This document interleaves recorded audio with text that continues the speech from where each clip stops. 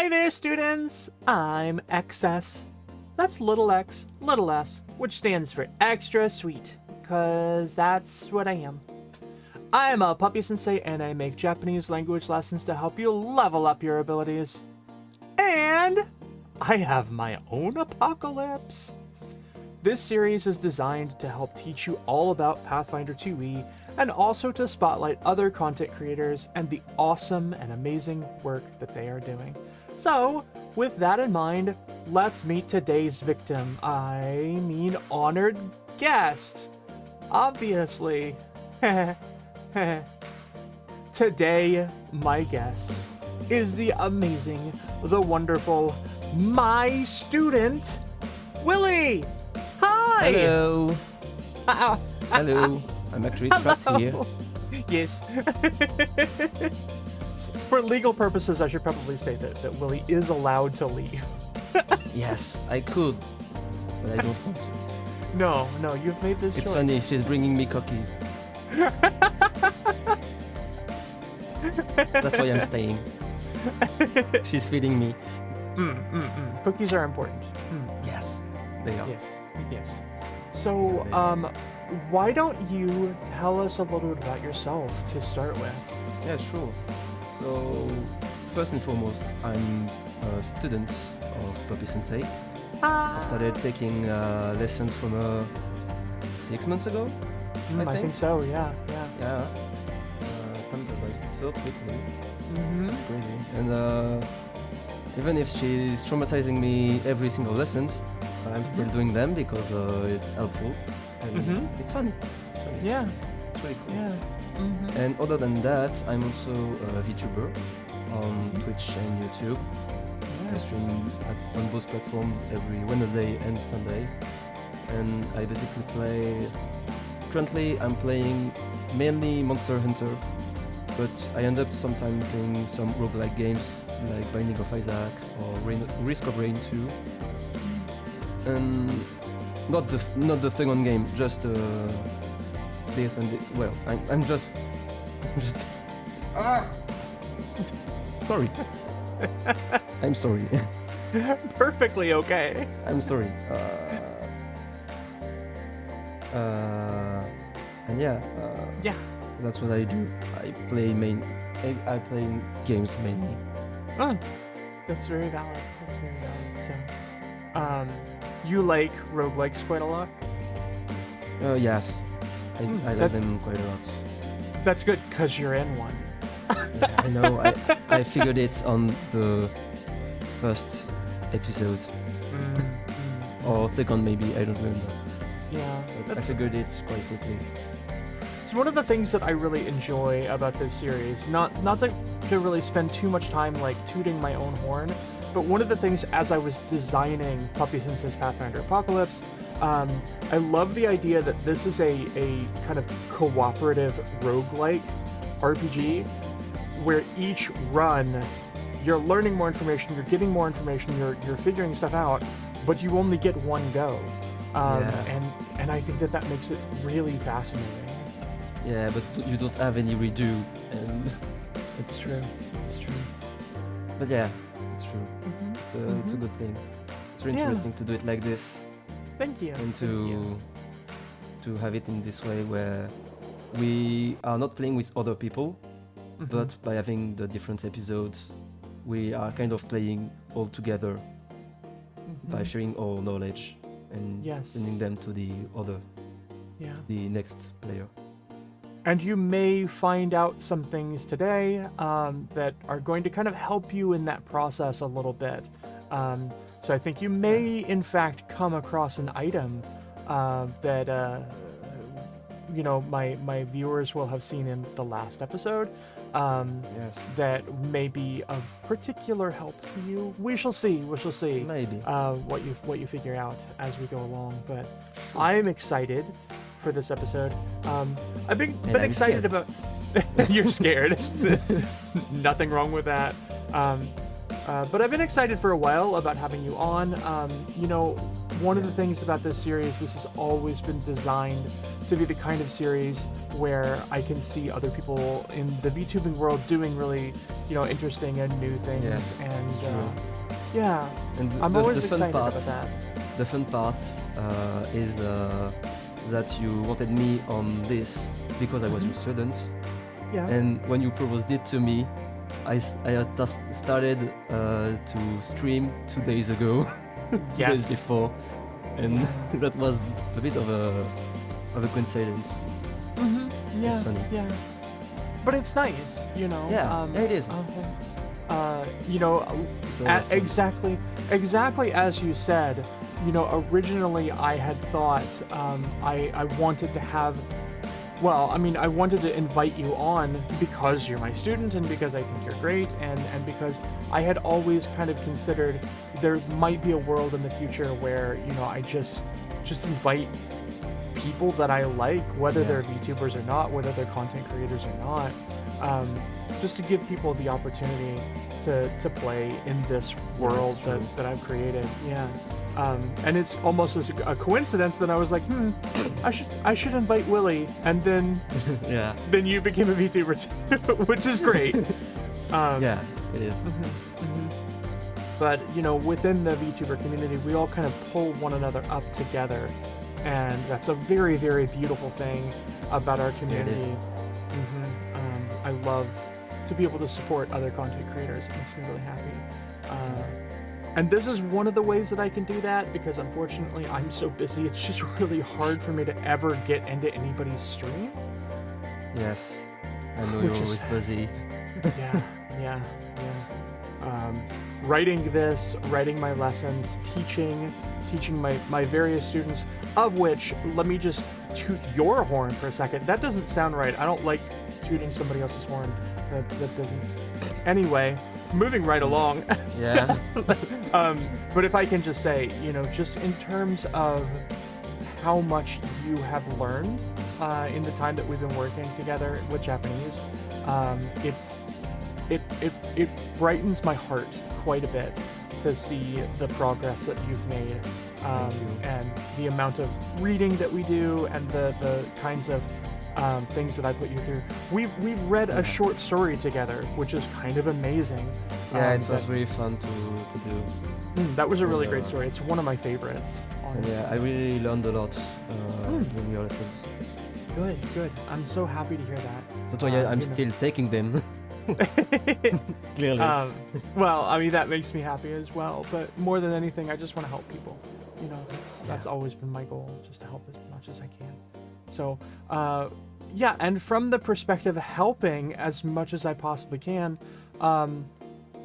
let's kill your character. Yeah. Kill or create? Because I would kill. Both. Let's create your character, make them a beloved character that we're all going to fall in love with, and then utterly destroy them. That's what we're about here. Kill. Yeah. It's perfect. Yeah. Okay. Good. All right. So we're gonna work together to make your character. I've talked about this a lot. I've talked about this on every one of my episodes of Pathfinder. But the character creation process in a lot of tabletop RPGs is kind of a double-edged sword, right? Sometimes it takes a whole lot of processing power. It takes a lot of time. It does, yeah. I have some real-life friends that I game with a lot, and one of them is just kind of a little bit hopeless when it comes to character creation and numbers and putting everything on the page and figuring out how it all works. And there's nothing wrong with that. I'm not sort of trying to make that person feel bad, but I'm saying that for a lot of people, it's really difficult to look at the page and say, I don't understand how this translates to a person. Yeah, it is. I do have some knowledge with tabletop games. Yeah, I do them. I play them with my friend too. We are playing it. We are playing them not through Discord though. We are playing them in the same room. Okay. The old ways. Yeah. And it's pretty fun. It's just I have no experience with Pathfinder, and with the combat system of it. So Perfectly okay. We're gonna walk you through it, and it's gonna be great. Do you play mostly Dungeons and Dragons then? no, the one we play is called, I don't know how to translate it in English, but I think it's the Black Eye or the Dark Eye. Oh, And okay. it's a D20 system. Okay. But the critical success is when you're closer to 1, and the critical fail is when you're at 20. And basically the roll you roll 3 dice when you do them. Okay. And yeah, but it's funny. Yeah. So it's more. Go Sorry, ahead. I was gonna say that in our sessions we do have some fights, but it's mainly infiltration and not politics, but a lot of there's not that much. There are combats, but they are not central to the sessions. Okay, something intrigue. Yeah. Good. Well, you mentioned that you would have to translate the title. Are you implying that you live somewhere else that doesn't speak English? Is that what you're saying to me? You're blowing my mind here. Wow, that's incredible. I'm French. And no one knew that. No one You knew. Definitely didn't knew. Oh my gosh! It's the reveal. It's the reveal. The big reveal. Willy lore exposed. Oh no! I'm from another dimension called France. Amazing. All right, well, let's actually get into character creation. Yeah, I think it's time to do it. I think it's time to do that too. All right, so we will take you through this in stages. I think you know you've seen how we do this before. So you're going to start with the choice of your ancestry. You're going to get 3 randomized options, and you'll pick from those 3. So that's where we're going to start. We're going to start with your ancestries, and we should have those pretty soon. Where are we? What your where options? would I see them? You are going to see them here. Oh, yes. Yep. So it looks like I am seeing that your options are human, dwarf, and elf. Okay. Relatively straightforward options this session. Yeah, pretty straightforward. Yep, nothing super weird. No skeletons. No. I'm debating between 2 of them.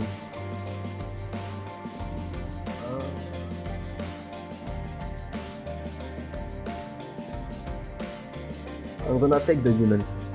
Okay, yeah, a human. Awesome. Yeah. Fantastic. Great. I'm gonna be boring. Yeah, I love that. Yeah. Everyone loves being boring. I mean, there's something to be said for being boring, right? Like, sometimes there's such a thing as maybe too much excitement, but I think that's me a lot of the time. I'm a dog with zoomies. Zoomies. Yeah. So, good. All right, so you are going to be human. That's wonderful. And again, I leave it in your power how much you want to create your character. We'll talk about that in a little bit. But, you know, I want you to make the decision as far as who you are, who you were, all of these things. All right, so the next thing that we're going to do is we're going to choose your class. You're going to choose your character class. So let's take a look at what your character class options. You're going to be a human with the following class choices. Okay. You have a fighter, a wizard, and a cleric. Okay. If you have questions about these, I can maybe teach you a little bit about them. I wanted to be sure, but cleric is mainly buffing yourself. Yeah, And- buffs. There are different types of clerics. Some of them really are more damage dealy. You tend to think of clerics in a party as the party healer, but they don't have to be at any level. They can be built in such a way that they are much more about things like divine retribution and things like that. Okay. I wanna take the cleric. Okay, fantastic. All right, you are going to be a human cleric. I really enjoy that. That's I really think that- funny. Why? Because before starting this recording, I was thinking to myself, what would I want to have as a... and I'm like, And I literally said in my mind, human cleric popped up. What? Before That's the session. wild. That is wild. And with that, I can do what I had in mind with my character, so... Amazing, amazing. Viewers out there, take this as confirmation that we truly do randomize everything, because why would I have built that for Willy? Yeah. All right, so the last choice that you're going to make is what I like to call the Kingdom Heart choice. We're going to give you 3 options. I have the reference. So you'll get 3 options for your weapon. Now, again, I always mention this is not a mechanical choice. This is not something that Pathfinder makes you do. It's just something that I enjoy. So, it So the looks sword, like... the shield, and the wand. That's right. Yeah, sword, shield, wand. If those are your randomized options, okay, good. No, they are not, okay? We've got an axe, we've got a spear, and we've got a sword. Oh.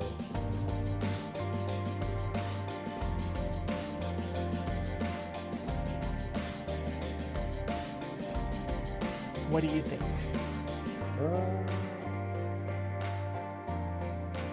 I don't know if I want to do either full barbarian or full poking from distance. Oh, I don't know.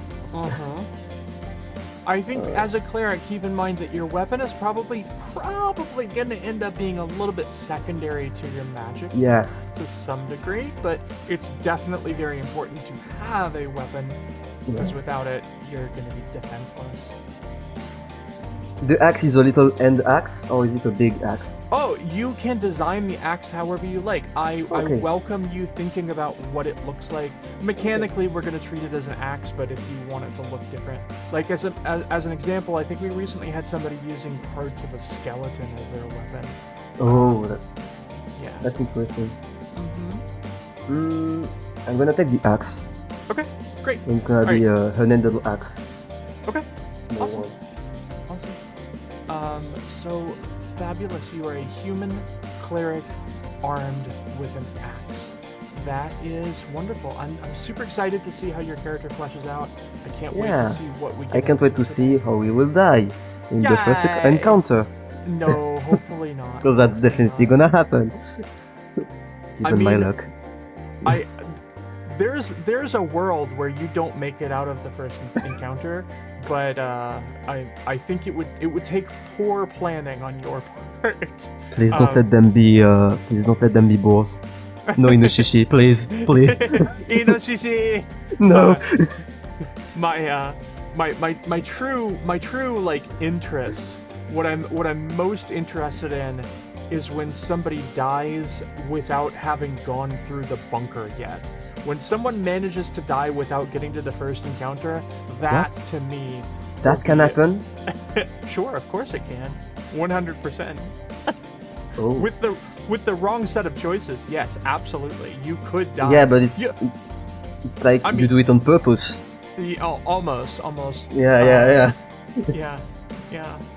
So, as we were planning this series, one of the things that came always in our minds was, what if there's a sequence of choices that randomly come up? If you pick this ancestry, this class, and this weapon that get randomly chosen, if you put them together, you just die in character creation, and then you wouldn't even make it into the game at all.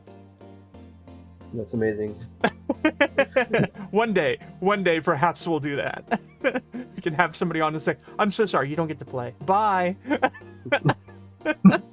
No, that would be too mean. Maybe. I don't know. I'm a very mean puppy. Extra savage. That's what they call me. Yeah, true. You become extra savage when you're playing Pathfinder. It's true. Mm. It's true. So uncivilized. All right. So we will make your character, and when we come back, we'll talk a little bit about what's going to happen next. So let's take a little break. Everybody at home, we'll see you in just a moment. Bye.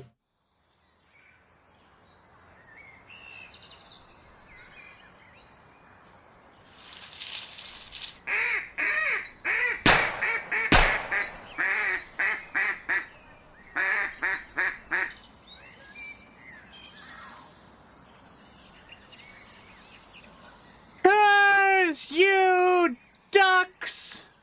I hereby vow you will rue this day.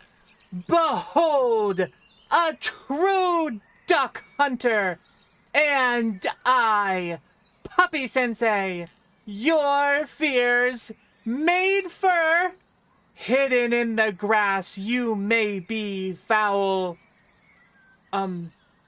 Foul? But I will riddle with barks your rotten feathers. With a hail of sandwiches. With every last drop of my being. Stupid ducks.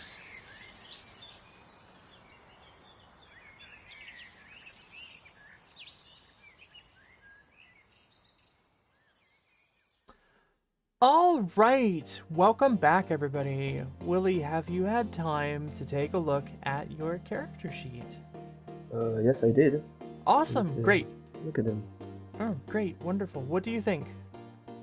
It's a bit cramped, but There's a I can lot manage there. a bit. There's a lot of things here. Yeah. Yes, yeah. So basically, the harm spell casting.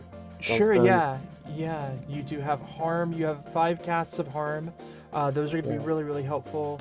I remind you that a lot of these spells, you're only going to have 1 cast during this adventure because you're not going to really find time to take a break. Right. So yeah, exactly. Yeah. But at the same time, I recommend, don't be too sparing. The Yes. worst thing would be getting to, the second fight and realizing that you haven't used any of your spells and then you take a big hit and you die. Yeah. So, yeah. It's Good. important to use everything we have at our disposition. Yeah, you don't want to run out, but you certainly don't want to, leave with all of your spells intact. I might actually, during the fight, take time to reread what my spells do, Yeah. kind of, Yeah, just to see. We'll go slow and we'll figure it out. And I'll also be here to kind of give you pointers and tips and things that I might be able to help along the way.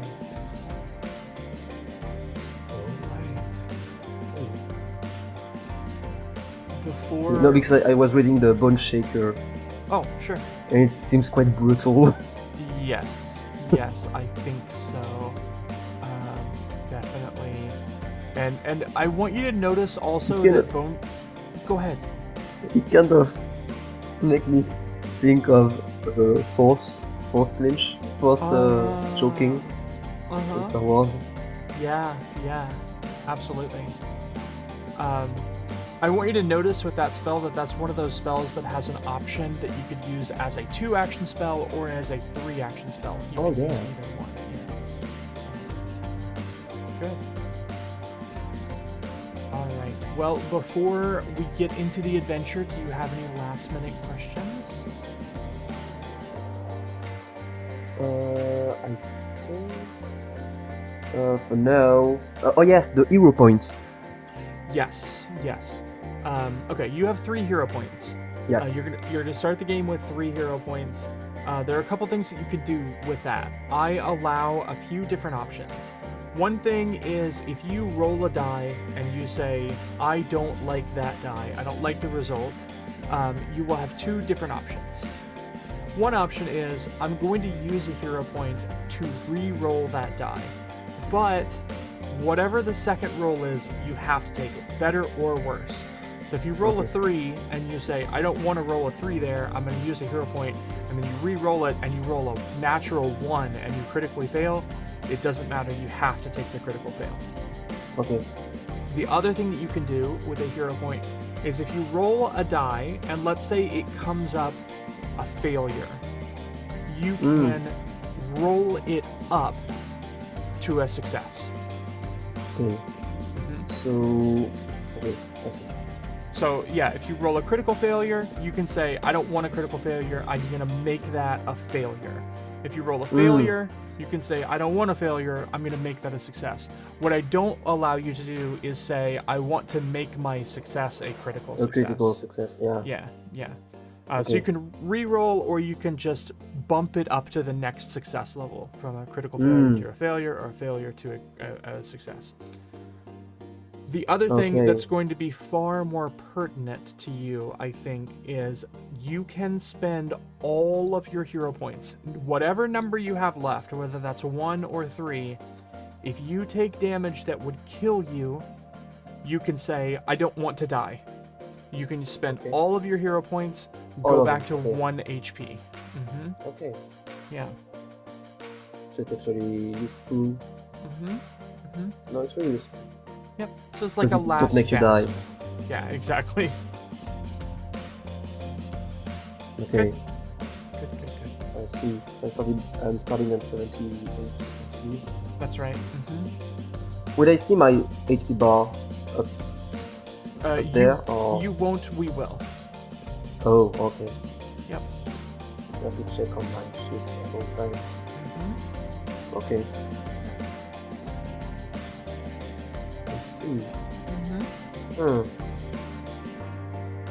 I'm checking for things and realizing on my character sheet with the background being hunter while my class is cleric. Yep. So, yep. And all of those decisions. I just don't know what it means. Yeah, all of those decisions were really just made to get us to the numbers that we needed to get you to. Oh, okay. Just to make things easier for you. Yeah. Okay. Good. Okay. In this, we don't learn any XP because we are not expecting to survive. That's right. Yeah. Okay. Excellent. That's perfect. No, I know I'm gonna die, so it's not perfect. We're gonna go with the flow and see how it goes. Yes, for sure. Okay. All right. Shall we get started? Yeah. For a while, you will lay on cold concrete. You're probably uncomfortable, but slowly your eyes are going to open. Yeah. And you're going to be looking up in this very, very large room. There is some light kind of bathing over you, but as you kind of come to and look around, maybe your back cracks a little bit, you're going to realize that you're in a pit. You're in a recessed pit down about somewhere between 4 and 6 feet, and all around you there are stairs. Okay. You don't know how you got here, and you don't really know where you are. What do you do with this information? I'm gonna get up. Okay. And start to kind of look around to find my where I am. Sure. So I'll call your attention to a few things right immediately. This is a very large room. It's a very large circular room that you're in. There are 4 different circular kind of raised areas. So you can kind of think about them as these 4 individual circles that are up maybe about 2 feet of stone around above their base. You're going to notice to your my right, your left, probably from the perspective of your character, there's going to be this portal that's emanating this kind of rainbow light. Okay. And it just looks like a large circular disc through which there's some kind of Okay. magical portal. You being a cleric, I think you can recognize immediately that this is some kind of portal of some kind. There's also going to be Yes. a floating clockwork or orb that is going Hmm. to kind of float around and just seems to be watching you a little bit. It's got a couple little Okay. lights, a green light and a red light that are kind of flashing a little bit. Okay. Couple of the things that you notice in this room, near the portal, there's a chest, like a treasure Yes. chest. Immediately to the north, there's some kind of stone obelisk. Oh yeah. And on the opposite side of the room, there is a stone desk. Okay. Mm-hmm. I see. Mm-hmm. Okay. So, firstly, well, I'm gonna be kind of drawn to. I'm gonna kind of explore a bit and analyze my Sure. surroundings. Sure. So, first things, I'm gonna go to this stone obelisk. Okay, great. You should be able to. Good. You're moving on your own. That's Yeah. perfect. So I'm gonna go to the stone obelisk, Good. and I'm gonna start to see if there are some kind of writings, Mm-hmm. some kind of, Mm-hmm. or even the materials. If the materials is worked, like if the stone is well cutted or something like this, Uh-huh. Yep. or if it's just a rough block of granite. Okay. Yep. So you do see here that this is a very well carved little bit of a monument, right? Okay. And written on the front of this little obelisk is some kind of. It looks very similar to a poem of some Mm. kind, and it reads as follows: A woman devoted to the life of preserving death, that no one may live past their time, that those who reach their time shall rest, and we will rest, and we will rest, and we will rest. And that's all it says on the front of that monument. Okay. Mm-hmm. I'm gonna check on myself, Okay. on my pouch and things like this, if I can find my personal journal, Okay. Yeah. because I write down. I'm I'm an I'm actually kind of an historian, so I kind of write down things I find to understand the bigger picture of things in the world. Okay. So I'm gonna check if I can find it somewhere.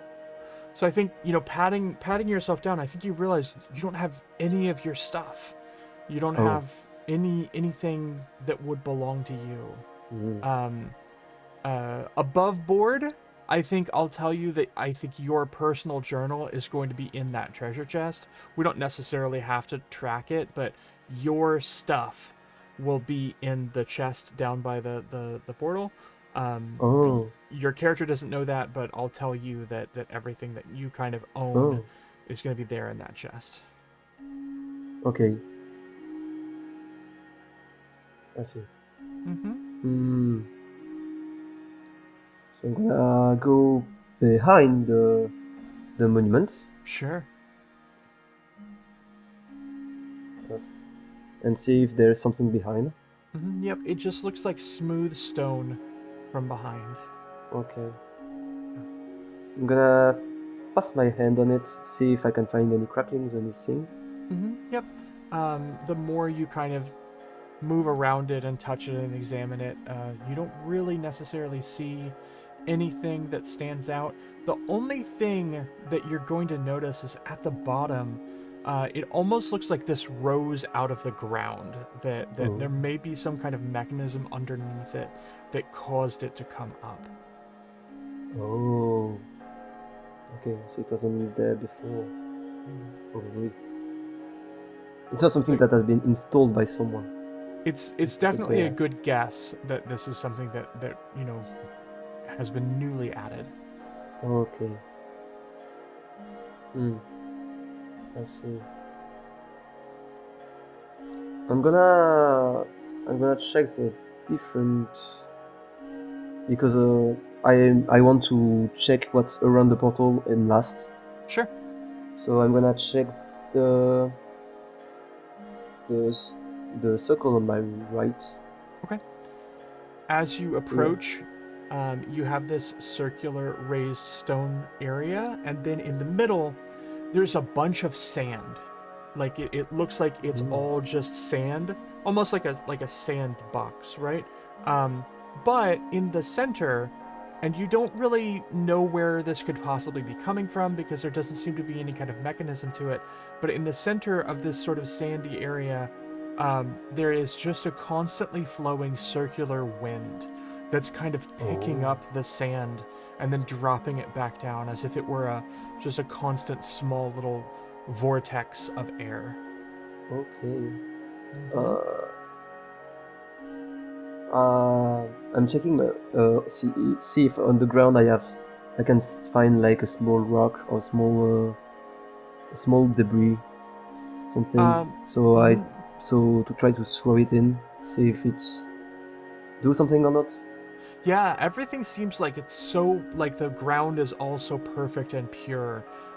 There might be just grains of sand that have been picked up by the spinning air, but you don't see any. At least here, you don't see anything like a rock or anything of that nature. Okay. Mm-hmm. I won't risk myself and put my hands on Okay. this for now. Okay. Should I find something else? Mm-hmm. So okay, I'm gonna go to the opposite side of the room. Okay. Here you see a beautiful tree growing out of this soil, this grass area. It looks like a very, very small tended garden of some kind. And in the center of the tree, there's an old, rusty automaton that looks like maybe it's melded in with the tree. And in the center of the automaton, there is a core that's giving off rainbow light. So at its heart, there's this kind of mechanical core giving off rainbow light. And one of the things that you notice immediately is that this tree has chop marks in it, like somebody has recently maybe tried to cut it down, or there's something very strange about the way that the tree has been maybe almost put back together. It doesn't quite look normal or natural, almost as if it's been welded. Okay. There's also a single fruit that's hanging from the tree. I see. Mm-hmm. I'm gonna go to the stone desk after this. Okay, great. Like for the sand, I won't risk going into the area without knowing if it's safe or not. Sure, yeah. I'm gonna go to the stone desk. Okay, great.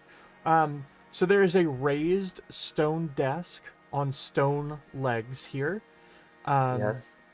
It is maybe about 3 feet high, right? So it's coming up probably to around your waist section. And seated on the desk are a bunch of very, very small figures. Okay. There are a bunch of them. One of them looks kind of like a bunny creature of some kind. There is an automaton that looks identical to the automaton that you just saw in the tree. There's in the front, there are two. One of them looks like a stuffed rat, and the other one looks like some kind of creature with gigantic breasts. Really, really big breasts. Okay. There's Why emphasize on the breast? it's just necessary. I just have to. Okay. I cannot Sure. help but tell you how ridiculously large the breasts of this creature are in this thing. Okay. It is an important feature of this particular small little model. Okay. Yeah. So there are a bunch of them there, and they're all kind of they look different. They look like they're made of stone. The two in the front are well painted and highly detailed. Extremely, extremely detailed. They look different it from was the fresh. others. Mm-hmm. Maybe. Like if it Yeah. was fresh or recent. It just looks like they have been created with a lot more care. A lot more effort Oh. has gone into making sure that these two look really, really beautiful. The other ones are just small, like stone little effigies, but these two in the front have been very beautifully painted, and they just look Okay. they look a different quality, very, very high quality. Okay. I Mm-hmm. see. Mm-hmm. Uh, I'm gonna try to touch the different figurines, see if I can take Sure. them in my hands, or if Sure. they are stuck on the desk.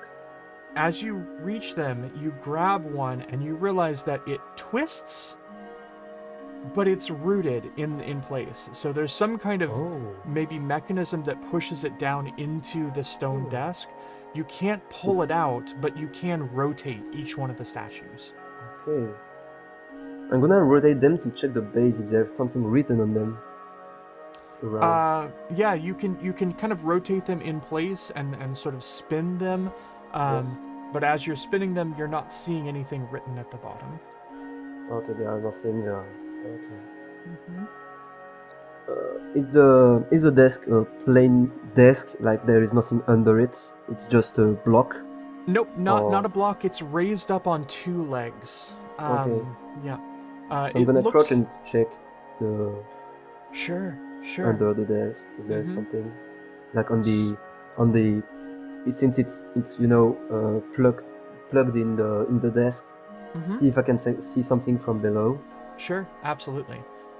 So looking below, you might think that you're looking for maybe the other side of each of Yes. these individual small models to see if maybe it's rooted some way. This kind of looks like I want to describe the top of the desk and say that this almost looks like somebody took like the wall off of something, like a small portion of wall, and just turned it into a desk. It doesn't Okay. look like it was necessarily created to be a desk. It was just a piece of stone that somebody like Okay. cobbled together. When you look under the other side, you're not seeing any mechanism that's keeping these figurines in place. You don't see Okay. anything poking out the bottom. It's just flat stone. However, carved in the bottom of the desk are the words "go back." Very ominously. It just says "go back." But looking at it, you do imagine that this was probably a wall at some point, that somebody just ripped part of the wall off and then made a desk on it.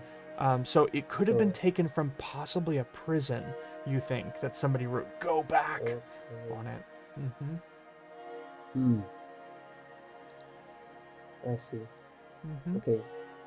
So I'm gonna move on to the lava thing. Sure, yeah, absolutely. Approaching this, you see this pool of magma that's kind of like seething and writhing around and moving, and it's giving off quite a lot of heat as you approach it. It just feels like this hot lava pool.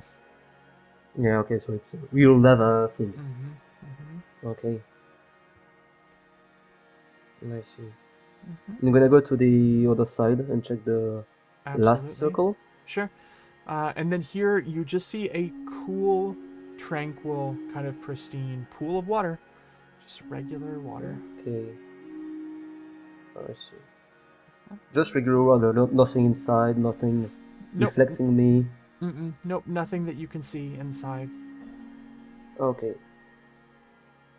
I'm gonna go check the chest. Sure. Yeah. You can actually open that chest by double clicking on it, and you'll see everything that's inside. Huh. Okay. Yep. Yep. I'm You finding. go ahead. Yes. So I'm finding my different weapons. Well, I'm finding the equipment. Yep. That I had. Yep. And one journal. Yes. I think you'll also find other things. You'll find other, like, sundry items that are not necessarily listed here because they're not super important. Anything that would have been maybe on your person.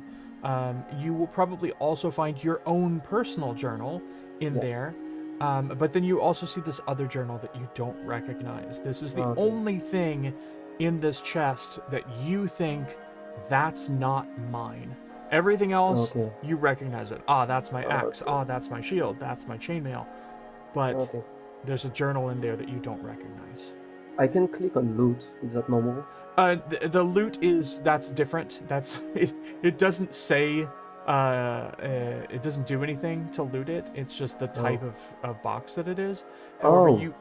you can take these items by dragging them right into your character sheet. Oh, that's how it works. Mm-hmm. Yeah, great. Okay. It works. Uh-huh. Okay. So first thing first, well, I'm gonna open the journal, Okay. Yours or the one that you don't recognize? the one that I don't know. Okay, great. So this new journal that you open it up, and somebody has been writing in it. I believe you now have access to what is actually written in this journal. So at the very beginning, it says, record your thoughts in this journal. It will find its way to the next person who needs to use it. This will help me understand what is changing and how I might help. That's what it says at the very top line. And then written in somebody else's pen, there's a whole bunch of stuff. Yeah. A couple of the first pages are full, but there are plenty of empty pages after that. Yeah. Well, I'm basically going through what the person says, Yeah. but already talked about. So I'm picking different names, different things, Mm-hmm. and I'm realizing that basically the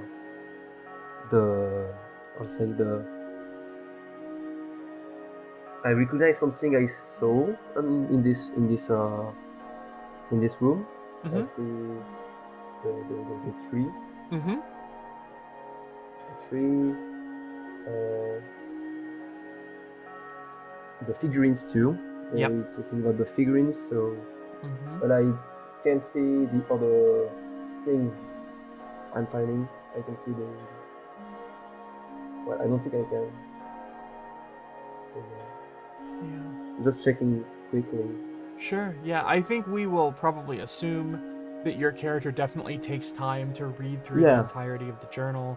Makes sense for your character, I think. So. And I do feel like the little stone, the little stone obelisk is not mentioned. Is that true? Just going through.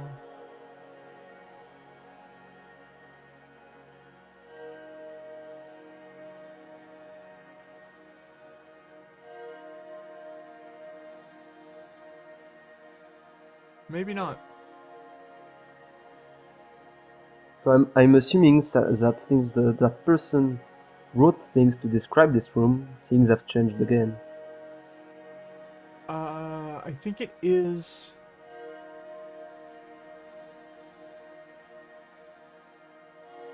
And I'm thinking that way because of the first line that's written by say like this. This will help me understand what is changing Mm-hmm. and how this person can help. Yeah. Yeah. So that means that everything around me is kind of evolving slowly, or you don't know, Mm-hmm. slowly or not. Yeah. Okay. So now that I've found my stuff, I want to go back to the sand circle, Sure. and I'm gonna use my small axe, the handle of my axe, Sure. to make it touch the sand to see if Okay. it's getting pulled in or Yeah. if it seems dangerous. Yeah.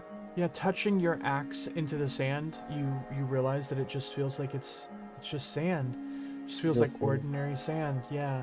Okay. There is this gentle wind that just seems to be moving kind of around.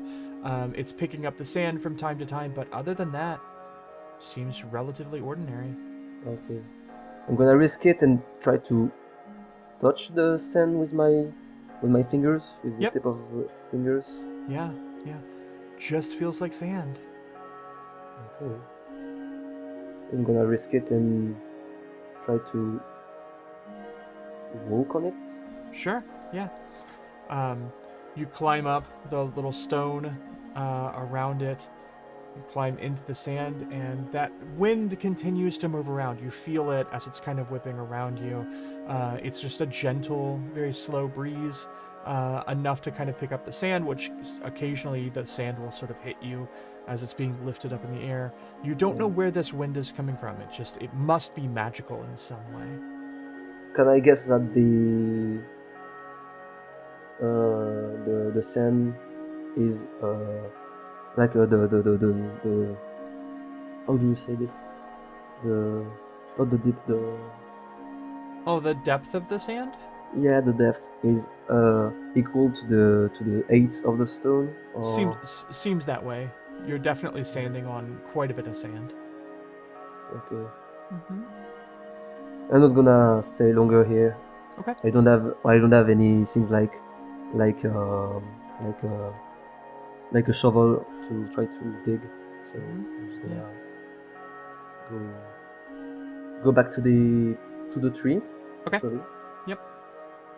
And same process, trying to touch it with the handle, then Mm-hmm. trying to touch it myself, then walking on it. Yeah. All Everything seems seems fine. ordinary. Mm-hmm. Yep. You step up into it. You're definitely standing on soil, on ground. This is like cultivated earth. In front of you, there is this automaton, and you just feel this sense of just like sadness washing off of the automaton and the tree behind it. And as I said, there's one fruit hanging from the tree. Yes. It's a glowing apple. Okay, so it's an apple. Yep. I'm gonna approach the automaton, Okay. and because I'm drawn to the glowing core. Yeah. Does it seems like it have energy in it, or It's giving off light, Right. so it must be powered in some way. Okay. I'm gonna pass my hand on the automaton to see Sure. it's done or it's. Mm-hmm. The moment that you touch it, I think you're gonna feel two things: an immeasurable amount of loss and sadness and despair, but also acceptance. Both of these things at the same time. Just this utter depression and also just, I'm home. Okay. Mm-hmm. I'm gonna try to see if I can, without forcing it, remove the core. Okay. I think kind of unplug it or. Sure. I think you start to tug at the core, and you realize that the tree has kind of started growing around where the core is, and the way that it's grown, it's holding the core into place in the automaton. So the tree and the automaton are almost intertwined in a lot of ways. Oh.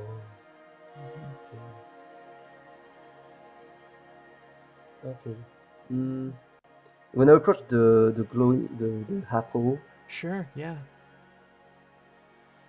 and I'm gonna take it. Okay, great. I'm going to I'll add it to take your it. sheet, so you have a glowing apple into your sheet now. Yes. I think as you take it, you're going to realize that this apple will heal you. So at some point when you eat it, you're going to regain some hit points. And I realize that this apple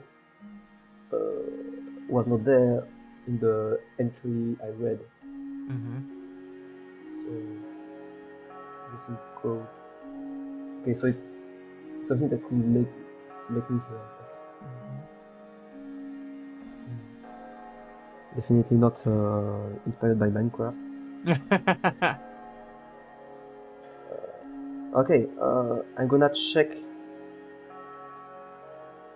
back the lava thing. Okay. And well, it seems to be real lava, so I don't want to risk anything. Okay. Clearly, Okay. I don't want to risk. It's just I hope I can find a container of water to see if something could happen. Mm-hmm. And I'm gonna go to the water and do something risky. Okay. I'm gonna try to drink from it. Okay. Okay. It is cool water, very refreshing. I won't say it's the best water that you've ever drank before, but I will say this. When you drink it, you do not explode, so that's definitely a plus. Yeah, clearly. Yeah. Okay, so I feel a lot of relief from this. Uh-huh. Mm-hmm. Okay, I'm gonna go to the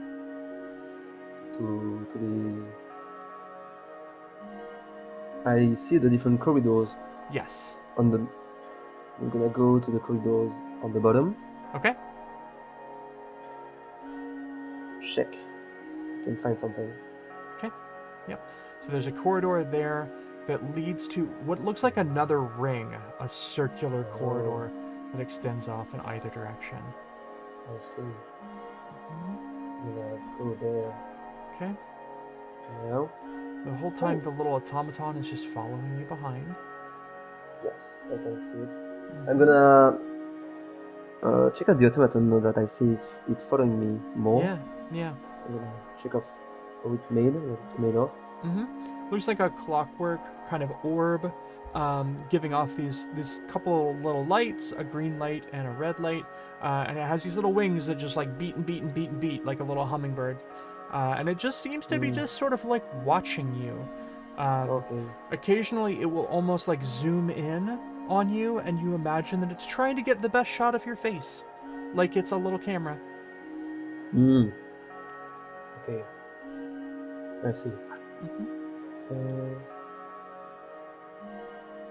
I saw this room, so I'm gonna go in there. Sure, yeah.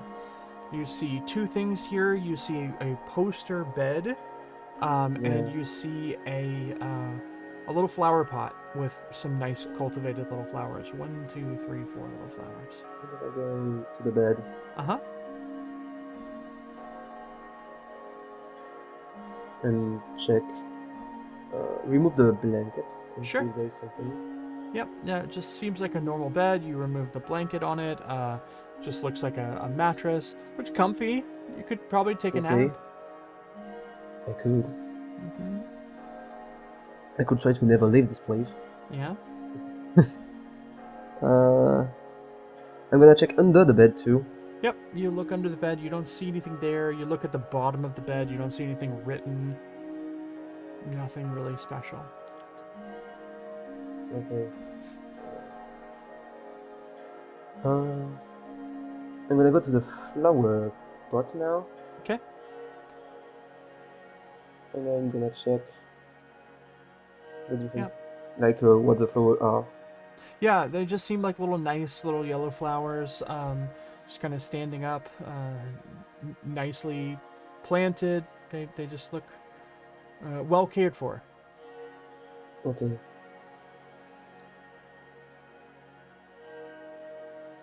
Do I recognize this type of plants, or are they unknown to me? I think they're probably unknown to you. They just look like kind of ordinary, basic little flowers. Yeah. And what is this little carrot I see? It's nothing to do, or? And there's a little carrot sitting on the floor.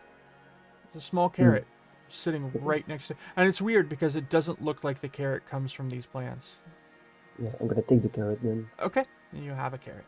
It might be helpful to sustain myself if I'm hungry. Yes. So, yeah. Okay. Does the flower seems to be well treated, like regularly?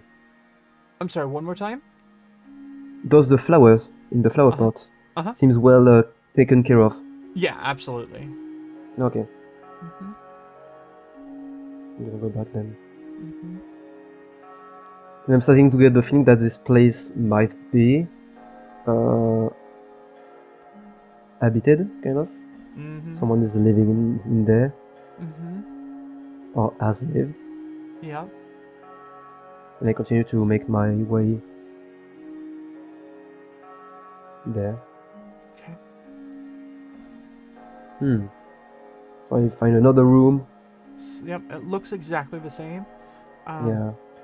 Even the flowers look identical, like they've been identically Okay. planted. Yeah. I'm gonna go to the bed because I see something Yep. under it. So Yeah. I'm gonna check under the bed and see There's what a it is. there's a bag of coin there. It's just a bag of gold. Okay. I'm gonna take them in case Okay. I go back to. And I'm gonna identify if it's classic gold I know or if it's something I don't know. Yeah, If it's a different money. I don't think that you recognize the coin, but it's Okay. the equivalent of what would be some 10 gold pieces or something.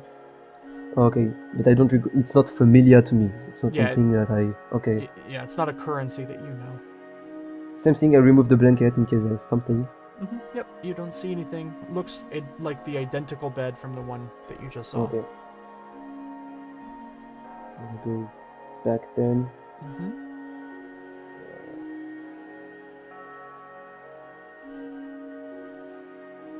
I'm gonna see I'm in front of the. Since I've been going in circles, I was expecting to find the other Yeah. corridor. Mm-hmm. So, okay. I'm gonna continue to turn around, Okay. expecting to find another room identical. Yep. That's Yep. identical. Same thing. I'm gonna check under the bed. Yep. There is an arrow there. Okay. Yeah. I'm gonna take the arrow. Okay. With me. Yep. You never know. Mm-hmm. Be useful. Yeah. Okay. Nothing in the flower pot again. No. Looks really ordinary. Same as the other ones. Same as the other ones. Mm-hmm. I'm gonna go.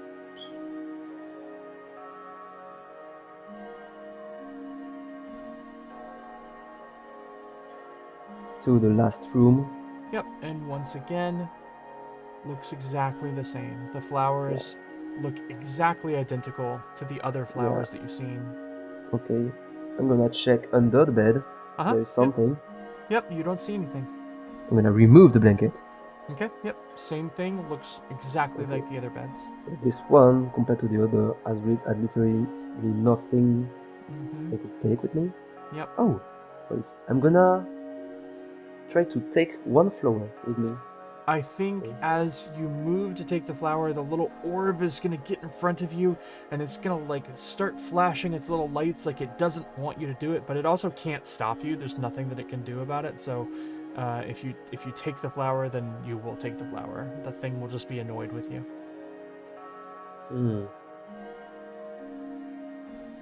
I'm gonna try to grab the orb when it's trying to do this. Okay.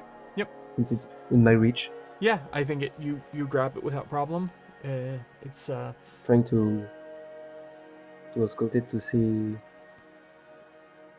if I can kind of trifle with it, kind of. Yeah. It keeps flapping like it wants to get away. It's trying to scuttle out of your hand, but it's just this little automaton made of little clockwork parts that are kind of spinning and gears turning all inside, whirring inside. It in your hand is kind of the size of a large ball, and it has two little lights. Ordinarily, they flash green and they flash red. Now only the red one is flashing. Like, let me go! Okay. I'm gonna take one flower, then release the automaton. Okay, yep. Then release a small. It'll fly back like it's angry. Maybe it looks a little bit like it's pouting. Not my fault. If he hadn't got in my way, I wouldn't have catch it. Yeah. Tried to catch it. True. So I take one flower. Okay. With me. Yep. I'm gonna go back. Okay. in the room, in the Mm-hmm. main room.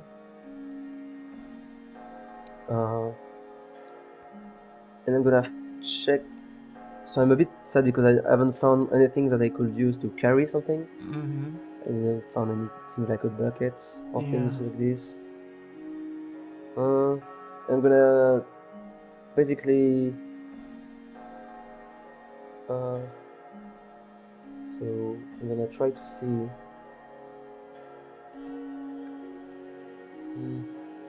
I'm gonna use the arrow Okay.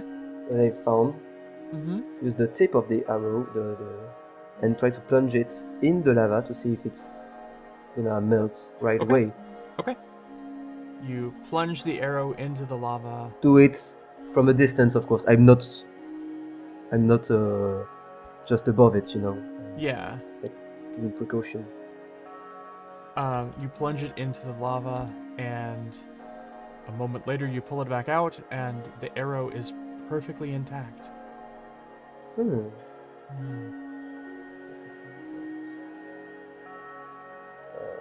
Is there some kind of lava gooey things remaining? Nope. No. Hmm. I'm gonna. I don't know. It's too risky. But seeing it being kind of well and touched, Mm-hmm. it's a bit surprising. But I don't want to die like an idiot by touching lava myself.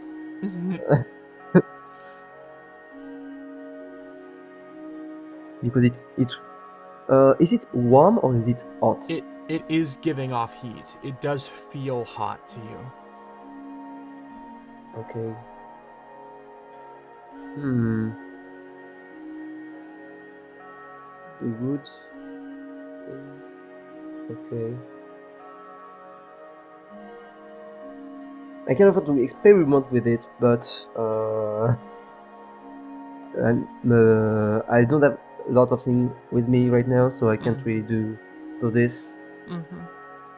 So I'm gonna try to go to the. I'm gonna go back to the tree, Okay. and with my hatchet, I'm gonna try to kind of break the tree to try to remove the core. Okay. Yep.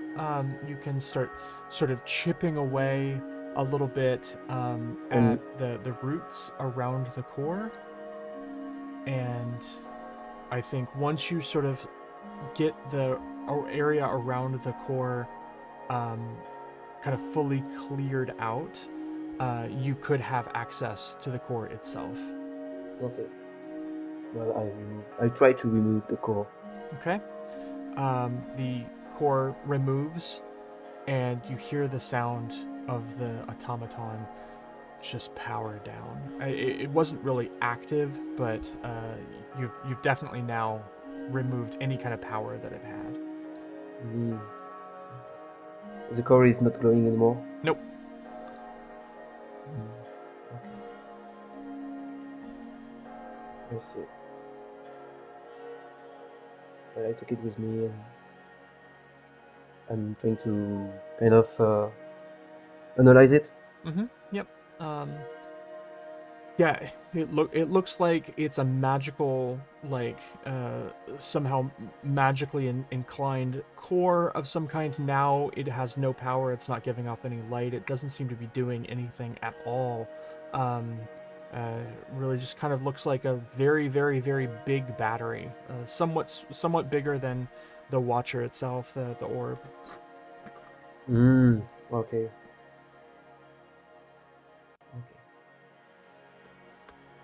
I'm gonna put it in my bag or in my Okay. pouch. Okay. And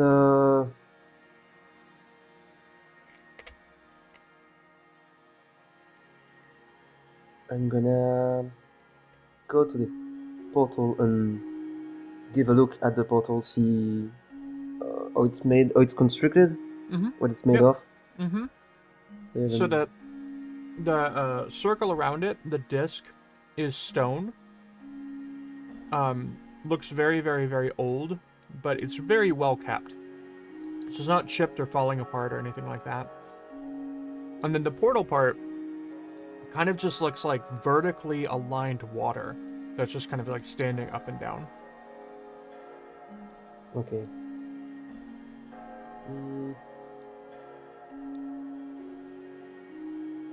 I'm gonna try to see how the portal is reacting to me, Okay. to my approach. Yep. As you approach it, you don't really feel anything coming off of it. Okay.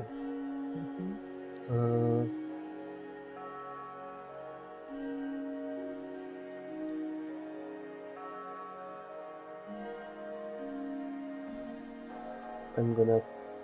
Well, I can do anything anymore than just cross it, I guess. I'm gonna move to the other side. Okay. I assume you move around. No. Okay. Wait, yeah, around. Okay. Yeah. Yeah, the other side looks exactly the same. Portal seems to be emanating the same kind of energy.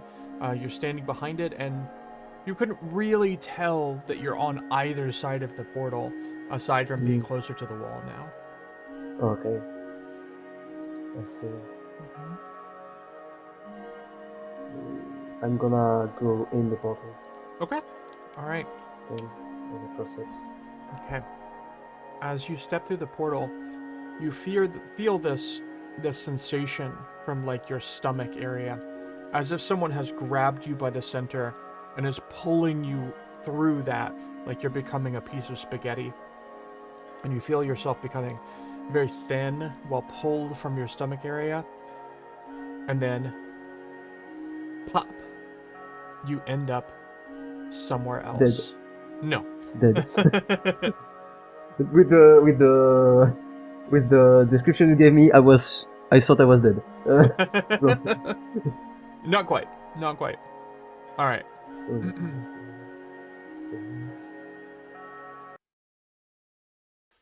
Welcome back, everybody. So during the break, we actually had a pretty significant technical issue, and we had to stop recording. So now that we are back, it has actually been several days in between recordings because we had some technical issues that we had to deal with. So welcome back. Hi there, Willy again. Hello again.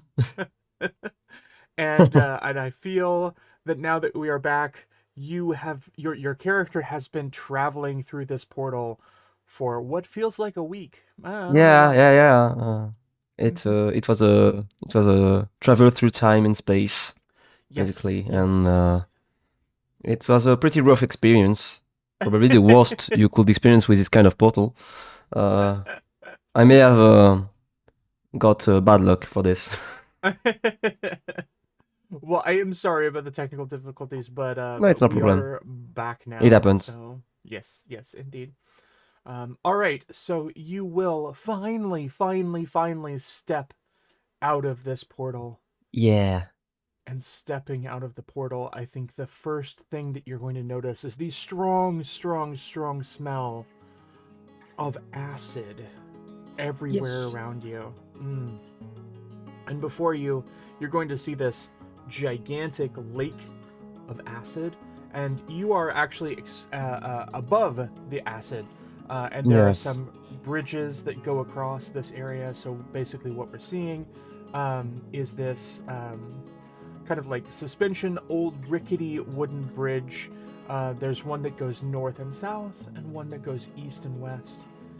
And at each end of these rickety bridges, there is somebody. There's a dwarf on one side, an elf on another, and to your south is a catfolk. And as you step through the portal, all of their eyes turn to you, as if in unison.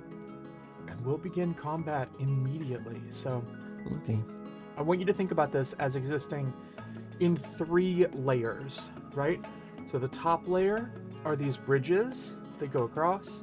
And then there's another layer several feet down where there are some platforms that also seem to be hovering sort of above. Oh, the final layer at. acid. This, yeah, okay. Yep. I see. Mhm.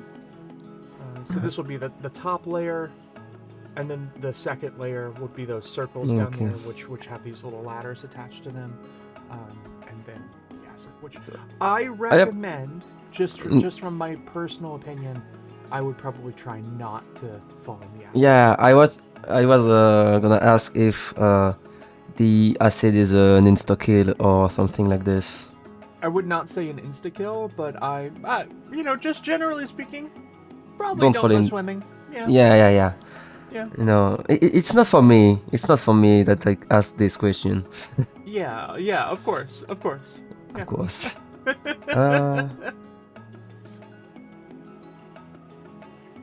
Anything else you want to know about this space before we get into combat? What did you say? I was reading something. Sure. Is there anything else that you want to know about this space, this location, before we actually get into combat? This space. Yeah, I have one question about the different person. Of course. So I want to know I wanted to check how do I check the not the space but the range between me and someone else. Absolutely. So if you look at the very, very far left of Foundry, you're going to see that anvil, and then there's a bunch of little buttons. Yes. There's a button to the left that says token controls, and then to the right, there are 4 little buttons. The third one down is measure distance. Yes, okay. And that will allow you to pull up a ruler that lets you measure the different distances between various Okay. things. So Yes. I can see with the sheet on. So I'm here and okay. Yeah. No, this will be useful for later. Yes. And very important, you won't be able to move unless you click off and click back on Yeah. select token at the top. Oh, how do I click off this? Because when I Just click on it, click it's- the one that is select tokens at the top. Just looks like a little square. oh, select tokens. Okay. Yep, absolutely. Okay. I see. Mm-hmm. I have one question about my skills. Of course. If I try to do a spell Uh-huh. and I fail the throw to spell it, Let's see. They will probably get a save against your spells. So let me look at your various spells. Some of your no, spells. I wanted to know if I fail a spell, is it Mhm. is it like decanted? Is it like not like when, of course, when it will when if they dodge, yes, the spell will disappear from my from the thing I can throw. That's right. I can cast. But if I fail myself to do something to spell it, to launch it, Mm-hmm. what happens? So generally speaking, it won't be you that fails with your spell. Oh. So if you're looking at your various spells, like if you look Yes. at harm, each spell has defense as one of its attributes, right? So there's Defense. a Oh, yes. kind of like a Yeah. defense. So for harm, that's basic fortitude, and then for the other ones, you're going to see fortitude or basic will, AC, etc. Generally speaking, it's whatever it says there. Let's say basic will as an example. That's what the opponent has to roll. Okay, to try to evade your spell. so compared to stuff like D&D or others, you don't have to roll an attack dice to see if you can achieve to land the attack, and then the opponent either dodge or block. Yeah, unless it's AC. If it's AC, then it's kind of your attack that you're doing. So if you look at Divine Lance as an example, the defense is AC. Oh yeah. And it says make a ranged spell attack. Yeah. I see. So that's one that you can miss. But the other thing about Pathfinder is that a lot of these that have a defense of something like basic fortitude, generally speaking, they will still have an effect, even if they succeed. What's the difference between basic, like basic will, and will? Sure. What's the difference? All right, so basically the difference is between a basic saving throw, like basic willpower, versus non-basic. Basic saving throws have a set structure, and that structure is always in the event of a critical success. So if they critically succeed on their roll against your spell, they take no damage. If they only succeed, but not critically succeed on their roll against your spell, they will still take half of the damage. Right? Okay. On a fail, they take the full damage, and on a critical fail, they take double the damage. Okay. So that's for any basic saving throw. The ones that are categorized as not basic will actually spell out exactly what happens. So let's take Ancient Dust, for example. Ancient Dust is a spell with a defense of Fortitude. Not basic Fortitude, but just regular Fortitude. Yes. So in the spell, it says in a critical success, they're unaffected.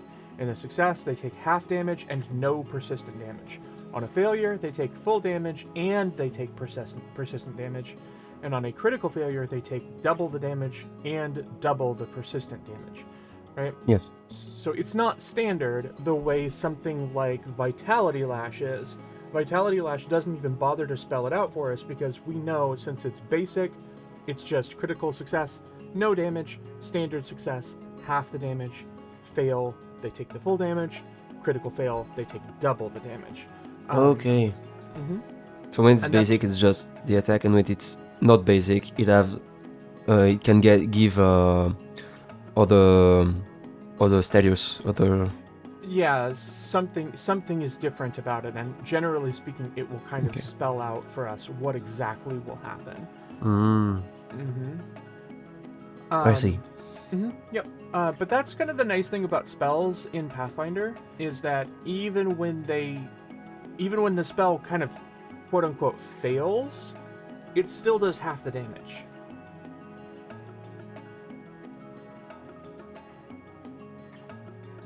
If that makes sense to you.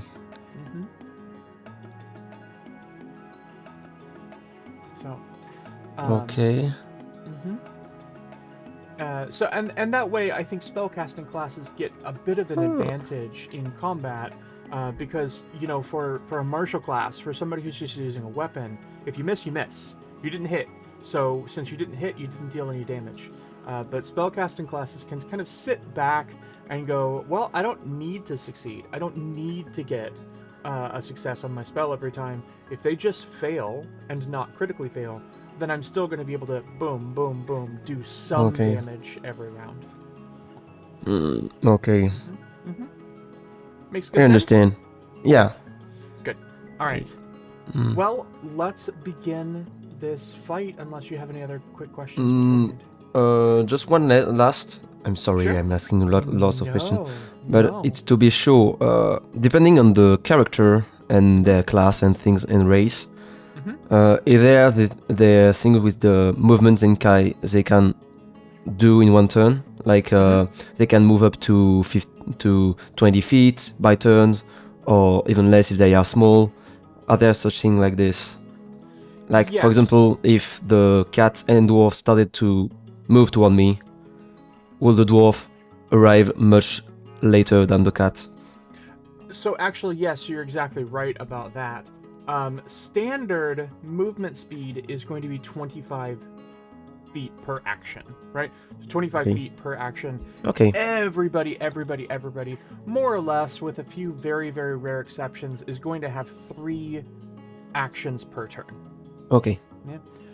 And so, generally speaking, for a standard character that's going to have a 25 move speed, they'll get 75 feet of movement per turn, right? If they spend all of their actions moving, they can move 75 feet. Okay. But yes, different characters have different movement speeds. So your movement speed is 30 feet per action, whereas this dwarf only has 20 feet of movement per action per turn. Okay. I see. Yep. Good. I think we can start. Okay, great. The funny All right. thing is, this would be hilarious that we waited a week just for me to die right now, because this is such a terrifying arena. It would be funny. It wouldn't be like haha funny. It would be more like I'm going to cry into my pillow funny. But no. It will be fine. It will be fine. I know Yeah. that we're gonna do great. So Yeah. okay. The next thing that you're going to need to do is roll initiative. While I roll initiative for all of these other Okay, so enemies. how do I roll initiative? Yep. So that second bar, if you've clicked on your token, you will have a bar that says things like strikes, action, inventory, feats, spells, attributes. Oh, yeah. The one we're looking for Yes. is attributes. Attributes And and you want to roll perception. It's going to be the one that's perception. highlighted in purple. Okay, Mm-hmm. so I click on it. Yep. Oh, and I click on roll right away. Yep. All right. So you rolled a 19 in total. Let's see how the others do. Okay, the dwarf did pretty badly. The elf did pretty badly. They all We did all pretty did. badly. I did pretty badly too. I mean, I you're did going pretty first, badly. So It's just that I have a lot of perception, but apart from this, basically I rolled the 2. that's valid. That's valid. Okay, so it's my turn. Yes, it is indeed. So you have your 3 Okay. actions. So my first action Mm-hmm. is I'm gonna use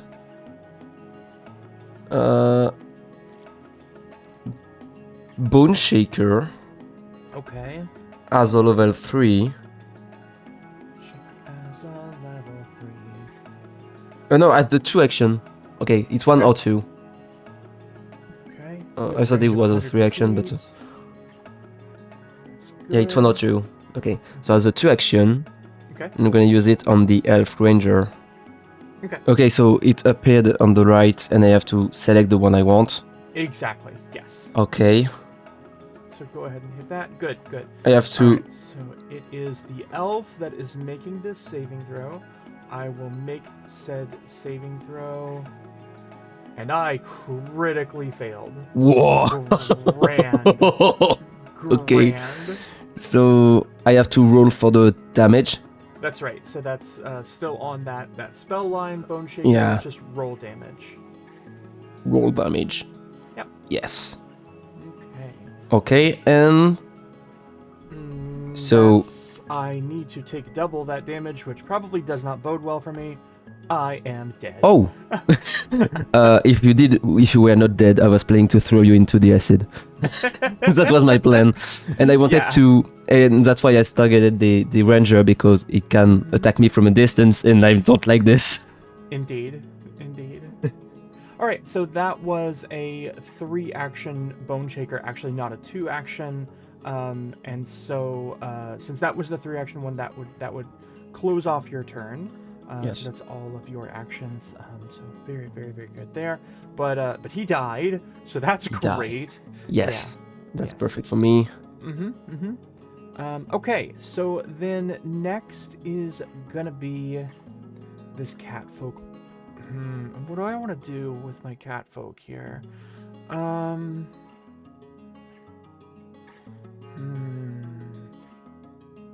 Well, I'm not going to be able to do much without moving, so how close can I get to you? I have 90 feet of movement. I could just make it all the way to you, or I could make it 60, and I do have the ability to throw a dagger at you, so why don't we do that? I'm gonna move 60 feet to right there,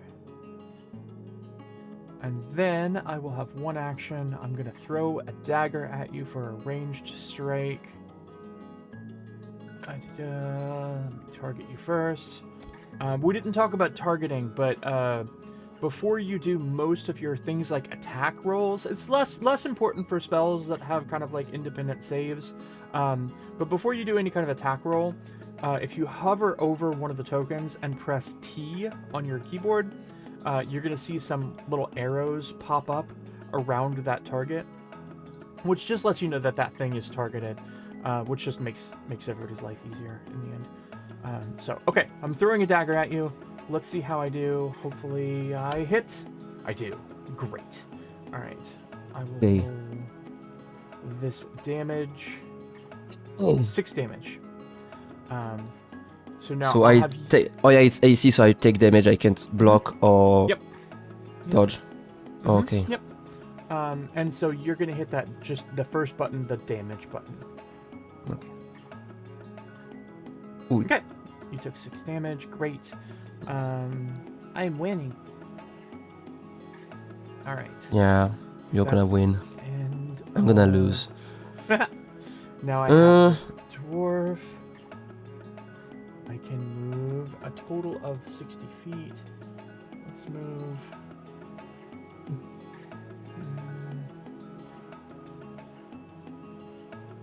I'm gonna move here. And then I'll move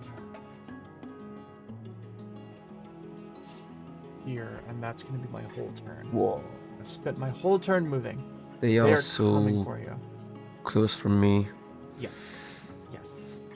All right. So that makes it your turn again. You have your full Yes. complement of 3 actions. Yeah. So I'm gonna check something.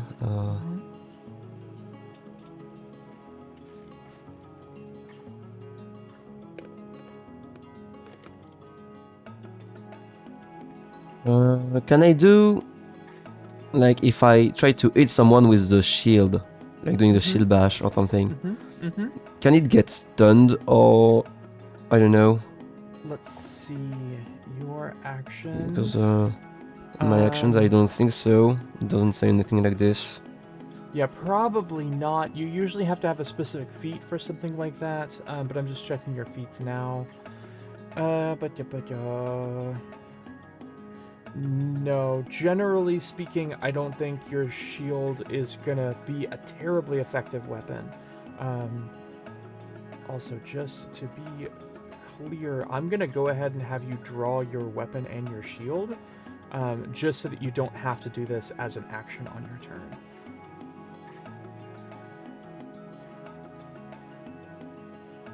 So you do have shield block as a reaction. No. Generally, you only get 1 reaction per turn. If you have your shield raised, you would have a shield block as a reaction, but you would have to raise your shield first. Okay. I see. So you spent an action for me? I did not. I have not spent any actions for you. Okay. You are good with your full 3 actions. Okay. I'm checking things. Of course. Take your time.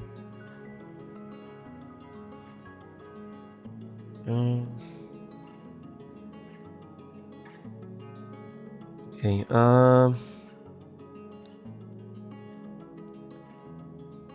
So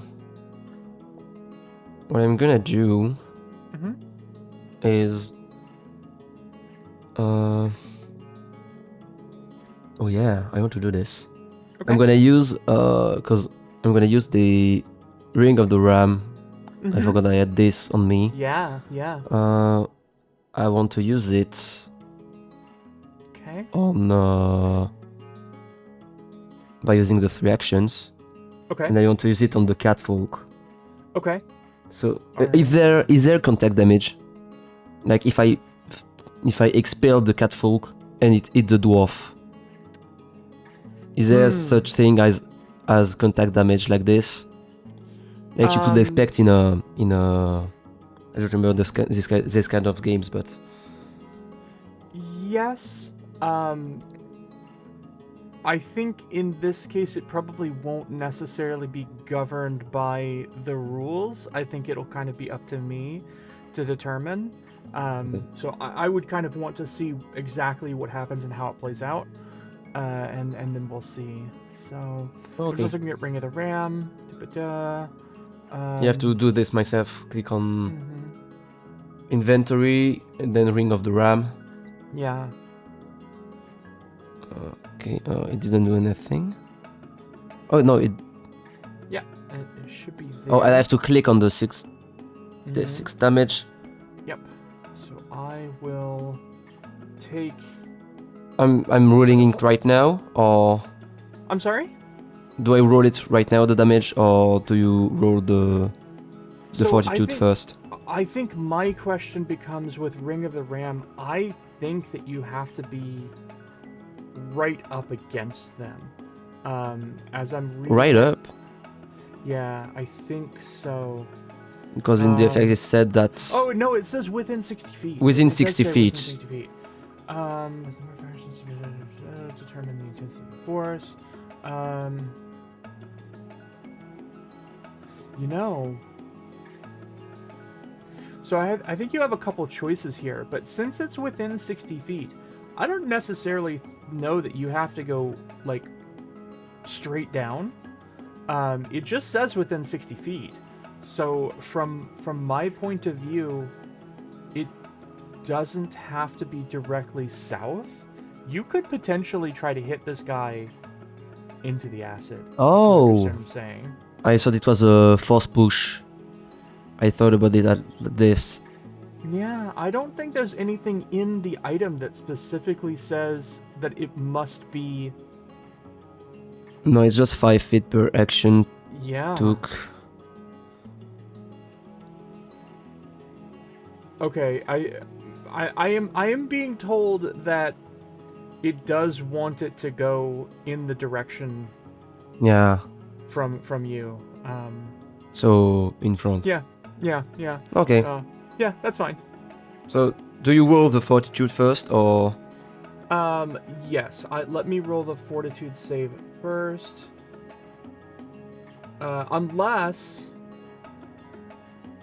Unless you want to take a step, use the 2-action version and try to knock them sideways, if that makes sense to you. Fully your choice. It's a lot more damage with the 3-action version, so... Wait, I'm trying to understand what you're saying. Yeah, what is the cone of action from it? Where do I see this? I'm thinking if you move to the side here, you could potentially hit him. No, I will only off. hit the catfolk. Yeah. But And he may just fall down on this platform. yeah, that's why. So, yeah. No, I'm just gonna do it on front with the 3 version, With the 3-action. Okay, great. expecting that its dead body will explode. Okay. Got this. Let's see what happens with my fortitude throw. A critical Critical failure. Wow. 2 times in a row. Wow. Okay. So I'm gonna roll the damage. Mm-hmm. Okay. I'm gonna be taking a ton of damage. I think that's enough damage to kill. Yes, and since it's doubled, you're traveling twice the distance. That's right. So let's see here. What do I want to do with this? I'm gonna be pushed 30 feet. I'm gonna be pushed into the dwarf. With that kind of force and velocity, I think what I want to do here is I'm going to have the catfolk fly into this dwarf. It's going to take enough damage that definitely kills it. No problem there. Yeah. But I think that the catfolk is also going to fall into the acid. And I think it's also going to knock the dwarf in a direction. I wish I had a directional die with me here. I don't have one. Let's see. What if I just roll 1? Okay, I'm going to have the dwarf get knocked down onto this platform. Oh, okay.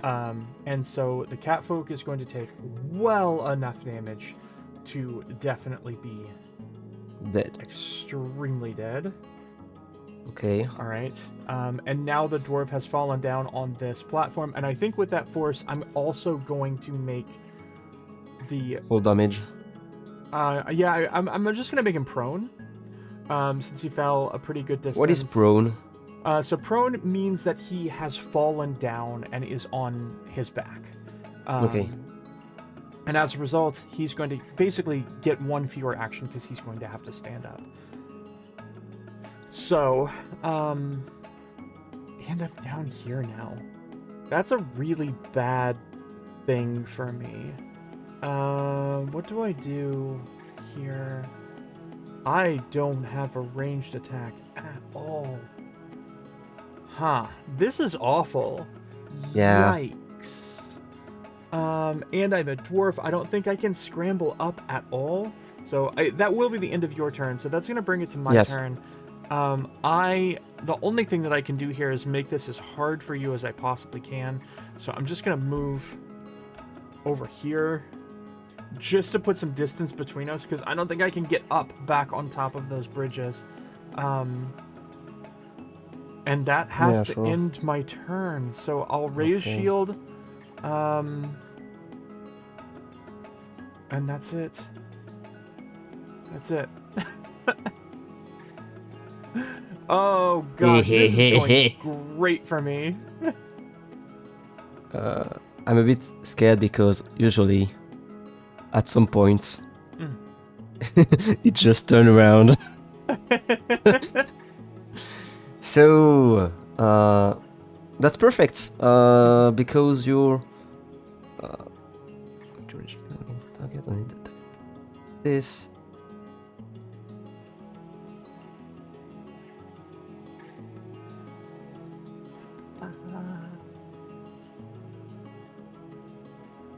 I'm scared. I'm just reading my things. もちろん大丈夫です。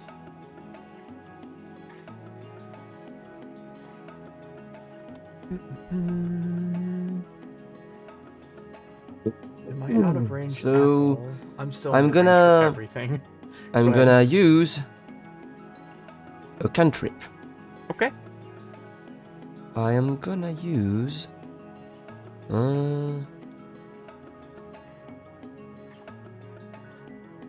Which one do I want to use?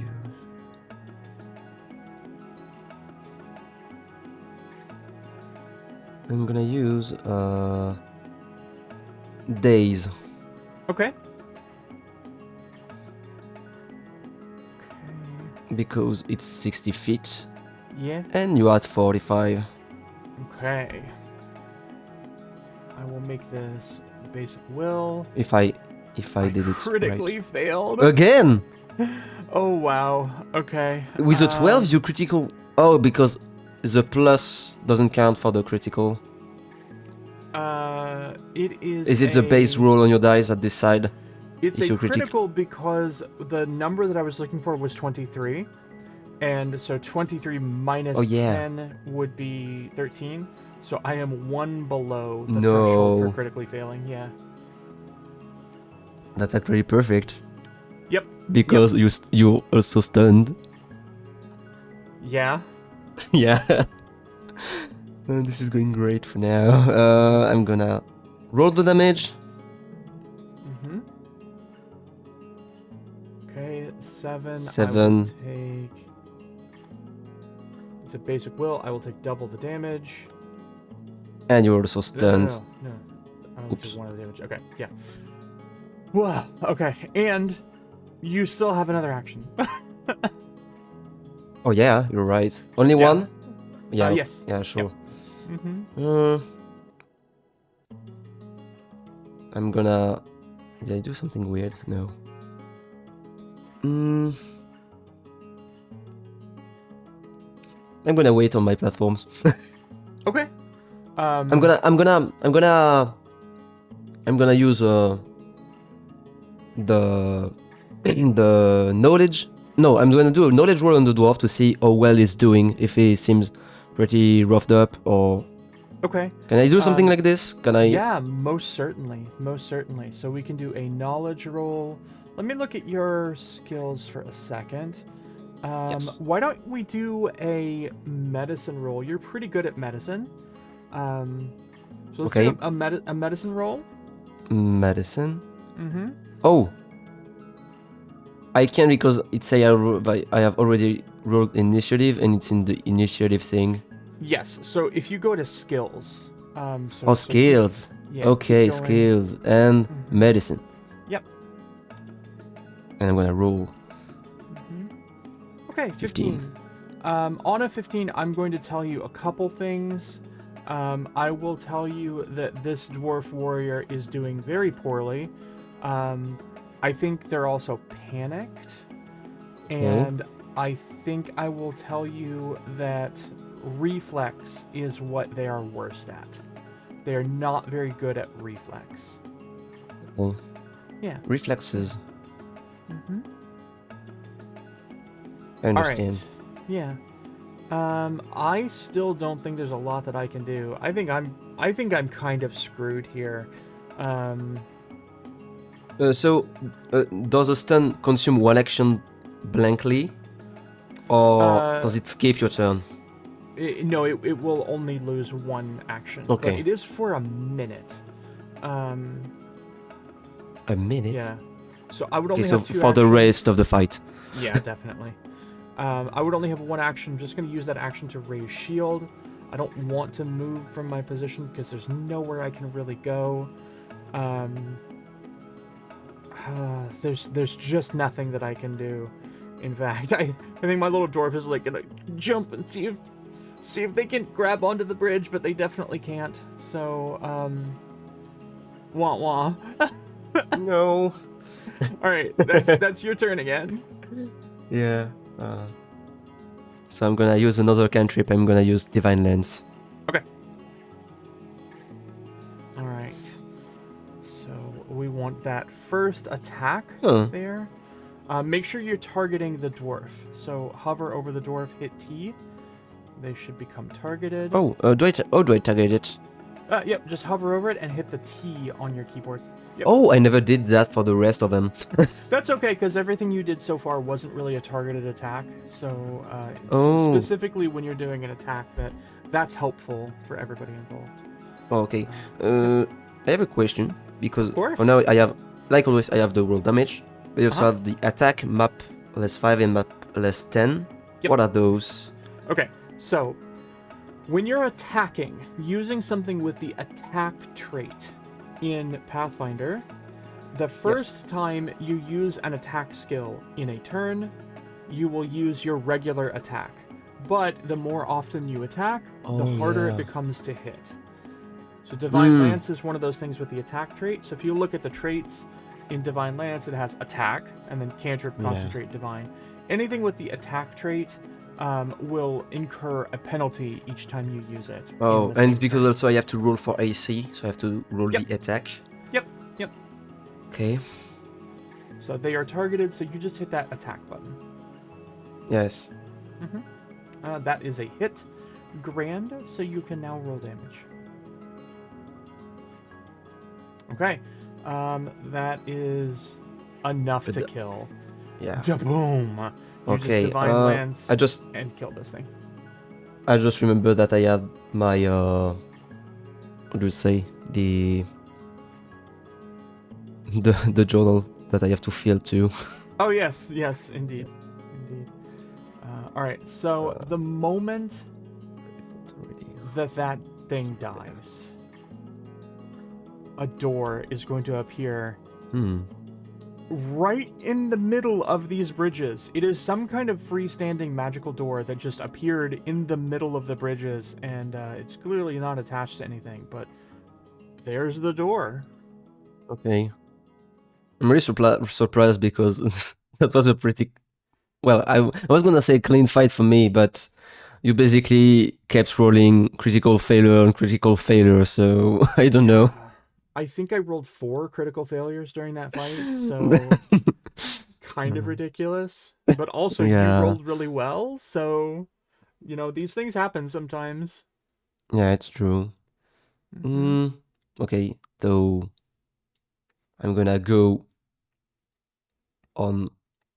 Oh. Oh yeah, it's gonna make me move dumbly because yeah.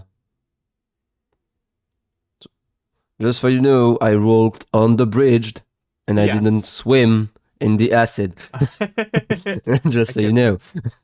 I can move you over ever so slightly. Um, Actually, I don't know that I so can. okay.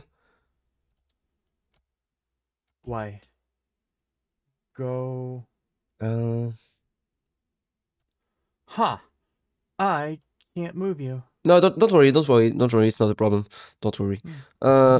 So one thing, I'm going to inspect the door before crossing it. I want to see. Okay. Because it's kind of magical, but I want to see if it's just a regular wooden door or if it's Mm-hmm. something Mm-hmm. else. From what you can tell, you're clear 100% certain that it must be magical, and yet it just seems to be a regular wooden door. But it's not attached to anything. It's fully free floating. Even if you kind of like made your way around the bridges, if you kind of like stepped over here, stepped over here, stepped over here, it's just a door, Yeah. and you can't even tell which way it opens, whether it opens one way or another.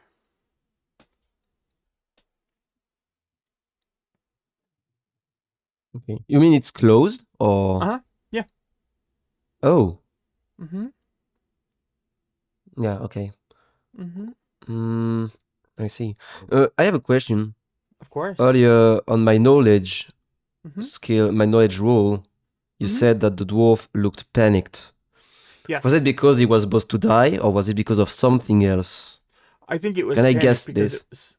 I think it was panicked because it was down on the second level and couldn't get back up and couldn't really do anything to defend Okay. itself. Yeah. Okay. No problem.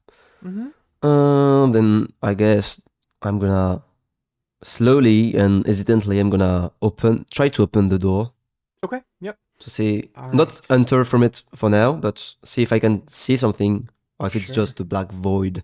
Sure. Absolutely. So you are going to grab the handle of this door. You're going to pull it open, and as you pull it open inside, you are going to see another room. And Okay. and again, that doesn't make like a whole lot of sense to you because in opening the door, it shouldn't. There shouldn't be anything there, right? You would imagine that Yeah. you open the door and you just see through it, but instead there's kind of magically this room on the other side. And the Yeah, room. but Mhm. I'm not that weirded out because I just crossed a portal that made me travel for a week.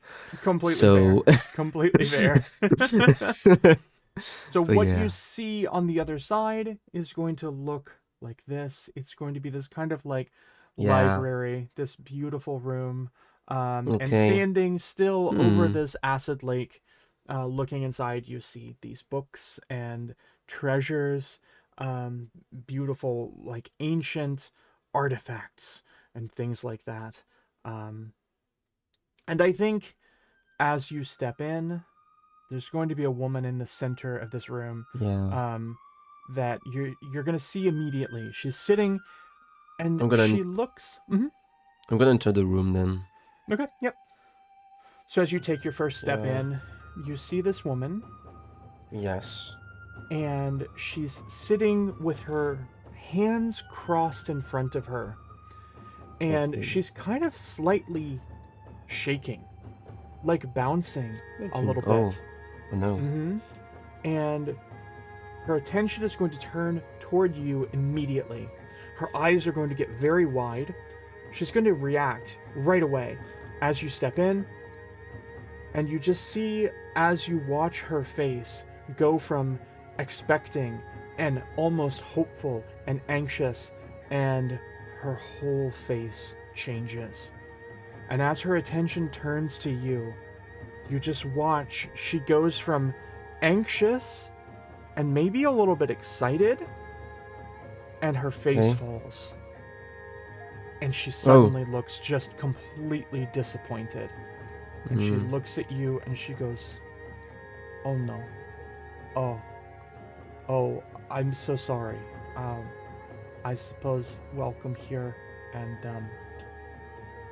why don't you come in and have a seat? Yeah. Hello. So she looks a bit panicked or I think she looks or disappointed. I think she just looks disappointed? disappointed, as if Mm. I think the way that I would describe it is like Christmas morning came and she came downstairs and she looked under the tree and there were no presents. Oh. Okay. Yeah, That's pretty rough. yeah. Excuse me, ma'am. Were you expecting someone else? Perhaps a little bit. I was thinking maybe somebody else is going to come here, but it is not. So I suppose maybe that's bad news. But by any chance, did you get a book? Oh, Maybe yeah, I you did. found you found a book. Yeah. How, In fact, how does it look? well, it's looked like a diary, Oh, and that is a good. diary, and it was written from someone before me. And it said that we must inscript whatever happened, whatever we see in those places. Yes, this is from me. I wrote that Oh, original, and then somebody else I think probably wrote what came after. Would it be okay if I look at this for just a moment? yeah, sure. She will take it and she'll start looking through. She reads very fast. So whatever's Cool. there in the journal, she's read it in a matter of seconds, and you just see her face just fall more and more. She looks more distressed, more disappointed. Okay. And she finishes it and she closes it and hands it back to you, and she just kind of shakes her head and she's like, I'm very sorry about all of this. Yeah. I have some questions, if I may. I will do my best. I will try to help you with other questions you might have. I'm Yeah. going to try, but I don't know how much help I can possibly be. But go ahead and ask me the questions. Yeah. So, first, can I? Because it's not written anywhere, but do you have a name? Because it will be easier for me to know. Maybe call you by your name. Why don't you call me Uni? I think most people prefer to call me Uni. My real name is longer than this, but I don't think many people Okay. like to use it. But Uni would be Okay. fine. Uni. Okay. Then. So. I don't know. I guess I'm not the first person you saw that passed by that No, went by many this place. many people have Yeah. been here. So for seeing this in diaries, I knew I was not the only one. And when I came up, like when I woke up, I found myself in a weird place. I don't know if others talk to you about this place, but Yes, or if you know about this. many people have told me about it. It is like a place, and you wake up and you're on the cold stone, and there's a little bug, and the little bug is going to be very annoying at you. I'd never been there myself that I can remember, but yes, many people have told me about this. Okay.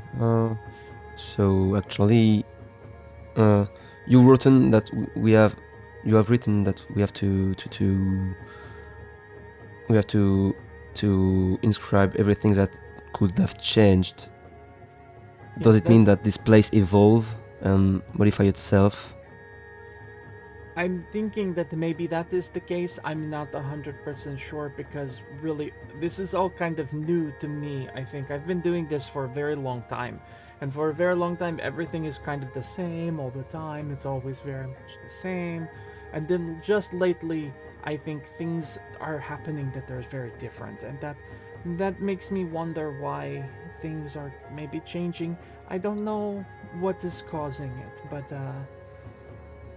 last time I had someone come through here, they were not alone, and that hasn't really happened before. Oh, okay. And since how long do you have an idea for how long you were living here? Because I guess you living in this room. Very, very long time. Because on the on the on the room where I woke up, there were weird pools of different things. Pools of like they wrote about this on the diaries, but Yes. And one of the them pools was of a water. tree. Yes. Yes, there's a robot inside, and this robot matched some kind of figures on the desk, Mhm. and there were several figurines. So Yes. may I take the guess that they were the person that came here before me? I think so. I haven't seen it myself, so I think that is the case. But hopefully, the more information we can collect in this journal, I can maybe understand better. Okay. I see. I'm really surprised because you're the first living being that I find and that is not directly hostile to me. And This I was also wondering doesn't surprise me. why. Yeah, I don't May know. Did you ever try to go outside from this room to explore? I cannot get outside this room. Oh. I am only allowed to be here. I don't know why. I think maybe it is perhaps punishment for something that I did in the past, but I cannot leave here. Okay, so are you blocked by an invisible force, like a barrier that keep you Something from? like that. Okay, The I door, see. you're going to find that this door behind me is going to lead you to the next place that you will go, but that door, it will not let me through. I have tried many times. But just Okay. know that it's the door behind me and not the door that you came from. You should not try to leave from the door that you just came from because that's Oh. not the exit. Oh, okay. So that's a okay.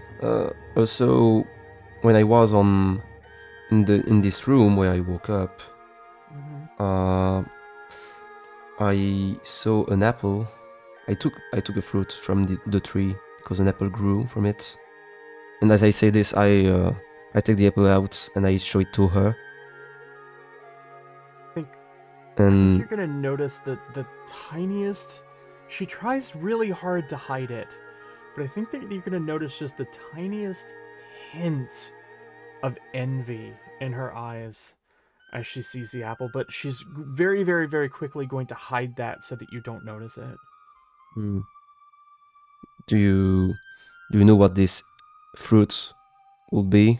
Could because it grew from the tree, but like it's a golden apple, and I never saw this before. Yes, this is an apple. Yeah. I can guess it's an apple from the shape. Thank you. But it looks like it probably has a magical property that maybe it would heal you when you eat it. It might be some kind of healing item of some kind that would probably be tasty and very good for you and healthy. Okay. I see.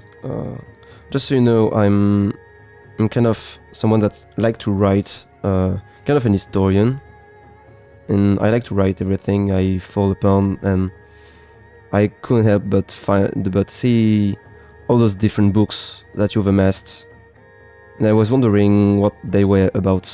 I guess you read them. Actually, we should have talked about this because so many people come here and many people come through here. They're going to tell me that they have been in some kind of fight and some kind of trouble and something has attacked them. This happens every time. Everyone who comes through it says, "Oh, I just came from bad fight and oh, it was so dangerous and so scary." I have many things around here. You can see that I've got a lot of stuff that I could maybe give you, and then we can maybe help you a little bit. So if I give you some kind of weapon or some armor or some item, it could maybe help you in surviving whatever it is that comes next. But here's the trade. This is trade that I offer for anyone who comes here. I will trade you a story. You tell me your story, And I get Okay. to keep the story, and I will put the story in one of these books. You see, all of these books, every one of these books has stories from people who have come through here. Now, the thing is, this is a magical contract. So I'm giving you something that is valuable to you, but you have to sacrifice something for me. And what you have to sacrifice is your story. It is What do you no mean by longer... sacrifice? Do you mean that I will forget about this? Probably, yes. Some people seem like maybe they don't forget it. The important thing is that it's not your story anymore. It becomes Okay. my story, and I keep it for all time. I think that is my job. I think that is what I'm supposed to do. Okay. Is I collect the stories of the people who have... And then she pauses. She thinks better of the word that she was about to say. Whatever was about to come out of her mouth, she stops. And she takes a long pause. And instead of what she said, she says, from the people who come through here, they leave me their stories. Okay. Is this a deal that you think that you might want to make with me? I mean, I don't know if my life and story will be exciting or interesting to you, but I guess I can talk to you about myself, about what I am, yeah. It doesn't matter to me if the story is interesting or not interesting, or if it's that is okay. I think what is important is that it is your story, and then you are kind of giving me something, and then I can feel like neither one of us is being ripped off. Okay. When she said what was in these books, I couldn't help but be a bit curious about them, since I like stories and since I like history and want to understand everything that happened in the world. I kind of want to read them all, but I guess I won't be able to. Yeah. So I'll just refrain myself from asking. Okay. And yeah. So here is my story, I guess. I am ready to listen. Yeah. So I'm as you can see, I'm a human. I'm a human priest, kind of, and I like to. Since I was a child, I love to learn about history of my country, of the world outside around me, and I wanted to. Since I was a child, I understood that my goal that I fixed for me in life was to discover everything, explore things to how to say to get a bigger picture of how my country came to be and how this world came to be too, and the whole world. And I want to put this in a huge kind of book index thing that could be consultable by everyone. And when I arrived here, I thought, like, I was a bit scared, but also excited because I arrived in some place unknown from anyone, and I kind of want to write about this place too and explain them. And if I am able to live from this place, I don't know if it will happen, but I like to maybe share my story, share the story of this place to the world. And yeah, I guess that's what I am. That's what my story is. That's what it is. I think for a long time, he's going to sit and be very thoughtful about things. I think she's maybe trying to work something out in her mind, and you can watch as she's kind of thinking, and you almost wonder if she's thinking, what's going to happen next? What's going to happen now? And as she sits there puzzling over this, she kind of shakes her head back and forth, and she's got these pretty large horns on her head, and as she shakes her head back and forth, those horns are kind of sort of very prominent. You can definitely see. She'll lean her head forward and then pick her head back up again, and she looks at you. She says, I will accept this story. I hope that you get the chance to tell the story of what you have seen here, but I do recommend that you record what you can in my journal Yeah, because I I will. think, yes, I think it will Mm, allow me better Of, for maybe the next person who comes of here. course, that's what I will do too. And that's some. I don't know if it's possible to do this, but I don't know how this work.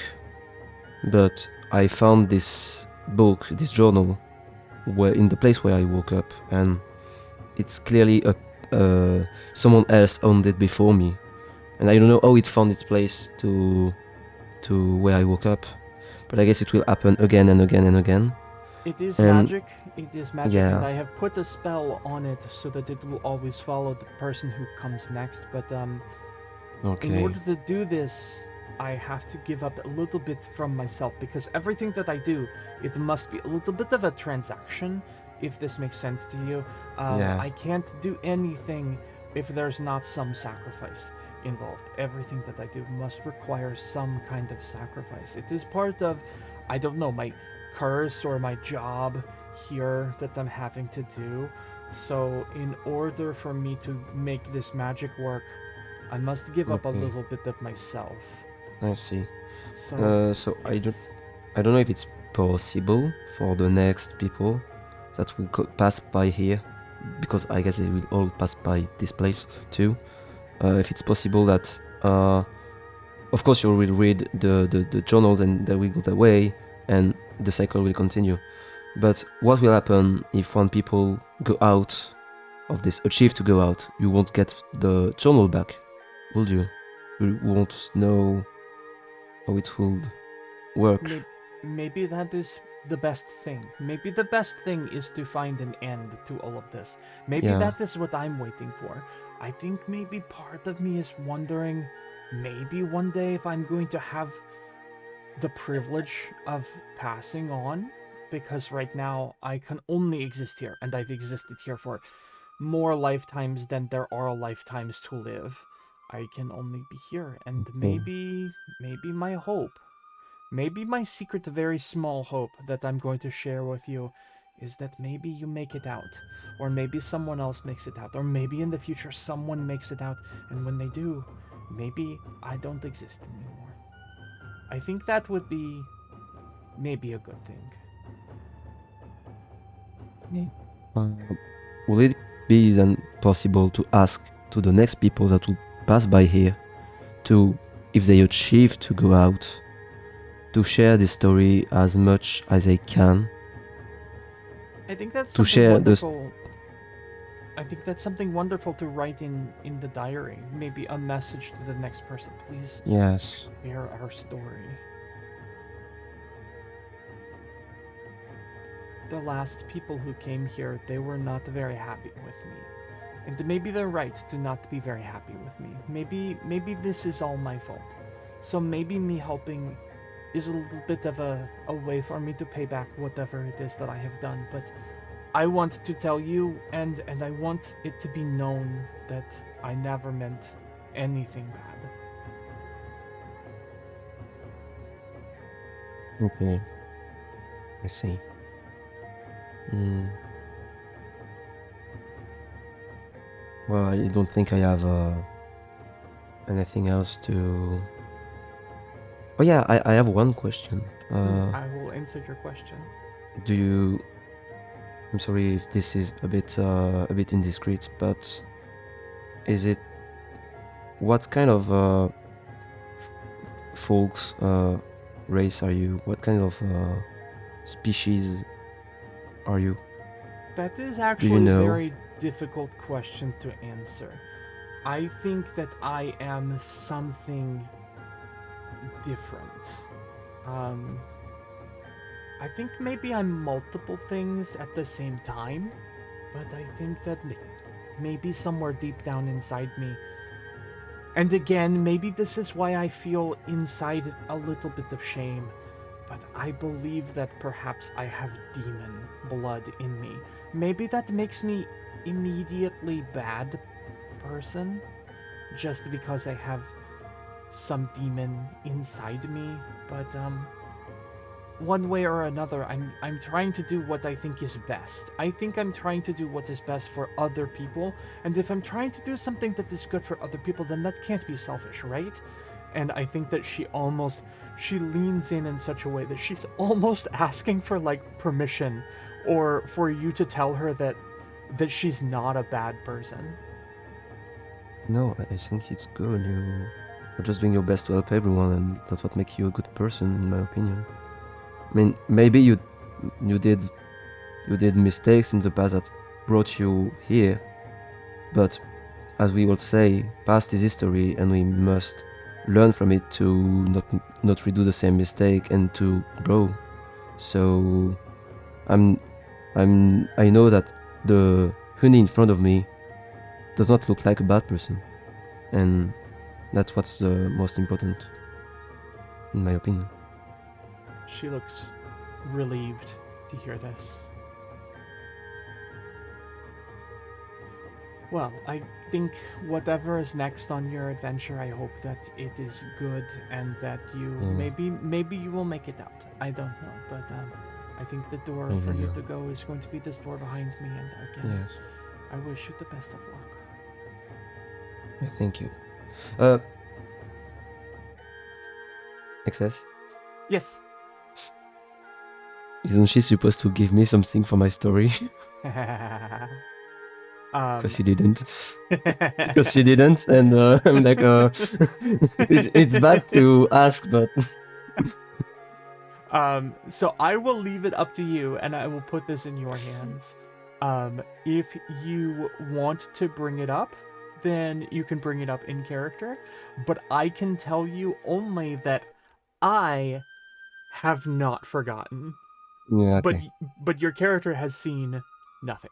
You've gotten nothing for your story so far. So, is it in character for you to say, excuse me, I think you've forgotten something? No, because I was planning to explain who I was, and passing story is the most important thing for me. So I don't. I was not searching for reward either. Just having the possibility to explain who I was enough. Yeah. But okay. Understandable. But I do feel worse than the... Was it a kobold? The one who just loved money and just got one fake piece of money? Yes. Outside of character, I feel worse than him.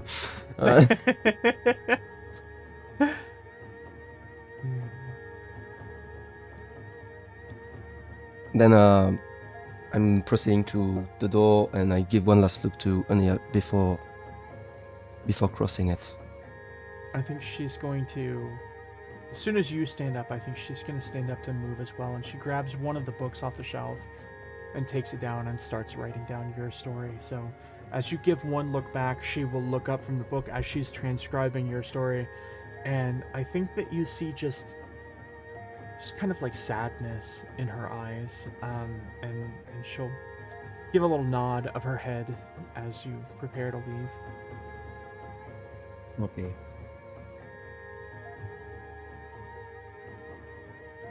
As I leave the place, I open the diary, and under the preface of it, where she asks to retell everything that happened here. I'm putting those lines in my writing. Please tell the story of Uni and this unknown place to the world. I love that. Thank you. Okay. As you step through the door, a couple of things are going to happen. So you're stepping through the door, you're going to find yourself in a new place. So I will go ahead and show you where you're going to end up next. Yes. And then I'll describe another thing that's going to happen. Okay. So let me grab your token. Yes. And I'll move you here. This becomes our new... I don't know why I'm having so much trouble moving your token around. I can't move you. Oh, I see why. Okay. I'm smart. All right. This is our new scene, the new room that you have stepped in. Looks like some kind of rubble, some kind of ruin, and there's this kind of like hazy area around it.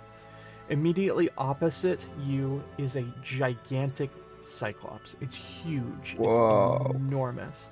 Its one eye fixes on you immediately, and we're going to go into combat, but before we do, I want you to also recognize that the moment that you step through that door, you realize that your armor is now different. Your armor now has a resiliency rune, which gives you +1 to saving throws, and it also has fortification. A fortification rune wards against the deadliest attacks. So every time that you've been critically hit while wearing this armor, you're going to attempt a DC 17 flat check. On a success, a critical hit will become a normal hit. So your armor is thicker, it's heavier. It's like if I use the hero point to lower, like to change my attacks, but it's when I get it on me. Yes. And you recognize immediately where this came from. Yeah. She made good on what she said, but it didn't happen until you walked through the door. That's good. So that's the good news. The boring adventure is not that boring anymore. And now we will fight. And I will die. We shall see. We shall see. Okay, All right, let me toggle the combat state for 2 of you, and we will roll initiative. I don't know if you remember initiative. how we did Yes, that. I remember with your perception. Good. The purple one. Yeah, the purple one. Yes. Yes. Ooh! Whoa! Whoa! No way! Whoa! That was. I saw the 29. I was like, that's a bit low. That's a lot. Yeah. And I rolled a 30. Perfect. Amazing. That's hilarious. Okay, so my turn. First, I'm gonna do a perception check, knowledge check on the area to see if I can use some kind of rubble, some kind of thing maybe hanging from the ceiling. Okay. Or like a huge candelabra on a huge things. I don't know the name for those kind of lamps with candles from the. I don't remember the name for those things, but I'm checking for all those kind of things. Yeah, like a chandelier. Okay. Yeah. So what I want to tell you is that there are some pillars here that have fallen down. Okay. So there are 4 individual pillars, and at one point they held up the roof of this building. Yeah. And I'm just kind of giving you this, so I'm not going to make you spend an action for your perception roll for this. But these 4 pillars, at one point, you can assess that they probably held up the roof, and yet they have fallen down. And the roof 3 is of still them. up. Sorry? I was gonna say, and the roof is still up. That's right. And you feel like it probably shouldn't be. The pillars are also giving off light, which doesn't really make sense to you. They're just giving off a small, dim amount of light as if they were lanterns, but they're clearly not lanterns. And you don't know why these pillars would kind of be giving off light. It's just like the base of the pillar. So the roof still being standing doesn't make a whole lot of sense to you, but still it is, and it doesn't look like it's in danger of falling down. So I just see light coming from the base of some pillars, right? Yep. I just see lights, but I can't see because I'm not close to them. I can see why. Right. Exactly. The other thing that you see on either side of the Cyclops, there are piles of bones as it's been stripping things. But on the roof, nothing. Nothing really above you. Okay. Yeah. So I'm gonna use one action to move to the pillar that's glowing up from me. Okay. And see why it's glowing. Okay. immediately I think you're going to notice that the light seems to be coming off of the stone, and it's not really emanating magic in a way that would make any sense. So why ever the kind of like base of this pillar is glowing as if it were a small fire or something like that, you don't really understand. You don't understand why this is giving off light. It almost feels to you as though this should be a small lantern or even a fire or something like that. But there's no light source from the base of the pillar. It's just the rock. It's like the rock is glowing. Yeah, so... But I can't explode the rock myself. I don't have the strength from it. Yeah. I know! I have to lure the Cyclops to me. Well, I don't have to lure it because he's targeted on me. But I have to make it eat those pillars because he'll destroy them.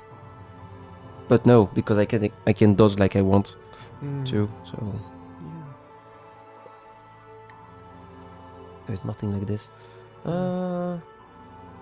Okay. Yep. Understood. Yep. Yep.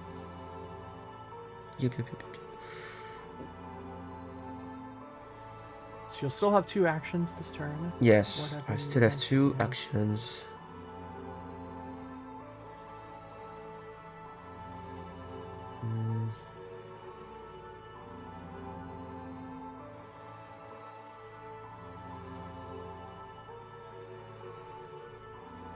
Okay.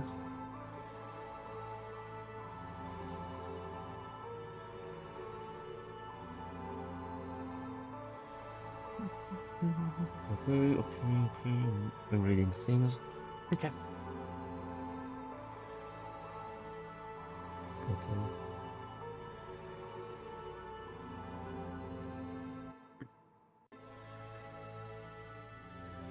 Check distance. Kind of far from it. Oh. 55.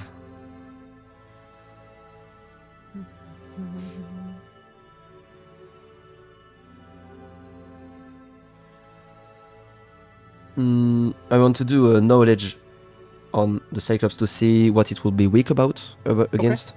Okay. Yeah, let's have you roll medicine again. Medicine, okay. Okay. Wow. Very good. So I'm going to tell you that it is quite bad at reflex and quite good at fortitude. It is very, very, very strong. So it has a very, very high fortitude save. What do you mean when you say reflex? Which stat does it? Yep, Look it's the reflex save. So its bad Oh! save is its reflex saving throw. Okay.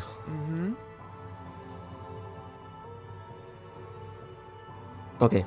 Yep. I understand. So you'll have 1 action left for this turn. Yeah, I guess I'm gonna ready my shield. Okay. Just in case, you know. How do I do this? I click on my shield and it will, To ready your shield. Raise. So, in your character in sheet- strike. Yep. Raise. And raise. Good. Okay. Good. Excellent. All right. What do I want to do here? I think I'm going to spend 2 actions moving right up to you. Is that what I want to do? No. Reload is 2 for the heavy crossbow. That's kind of rough.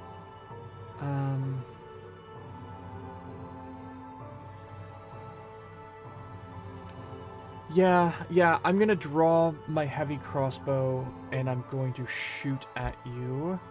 For 1 action. Let's see how I do. That's a hit. Alright. I will roll the damage. 13 damage that you will take. You do have your shield raised, so with a reactive action, you can shield block. Okay, I'm gonna do this if I can. Mhm, Wait, mhm. is it 1 by turn? For reaction strike, yeah. For Yes. your shield Okay. block, you can do it once. Okay. Yeah. How do I? Okay, so I'm gonna have to go. Da-da-da-da. Where's the shield block? Oh, shield block reaction. Yes. So I I'm don't gonna think there's click anything on. that you have to. Yeah. I don't think there's anything that you have to do with it. My hope is that it will just, since your shield is raised, I think it should just take it into effect. So go ahead and hit the damage button. Hit the. I'm sorry, hit the block button. Hit the block Oh, button. block. The fourth one. Mm-hmm. I clicked on block. It didn't do anything. Uh.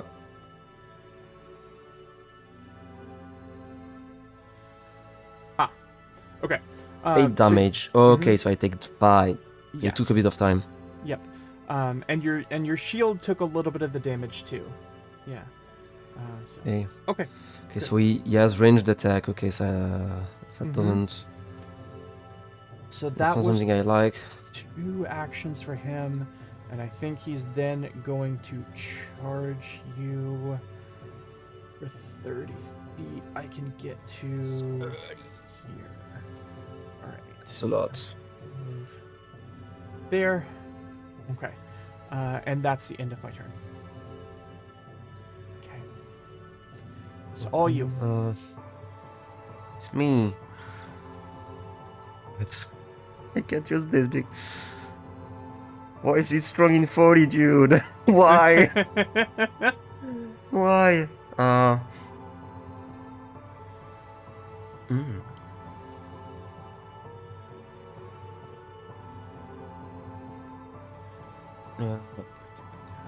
Can I check the trait of the target? What are you Oh, no. what are you looking for? If there's something like an Oli or something like this. A what?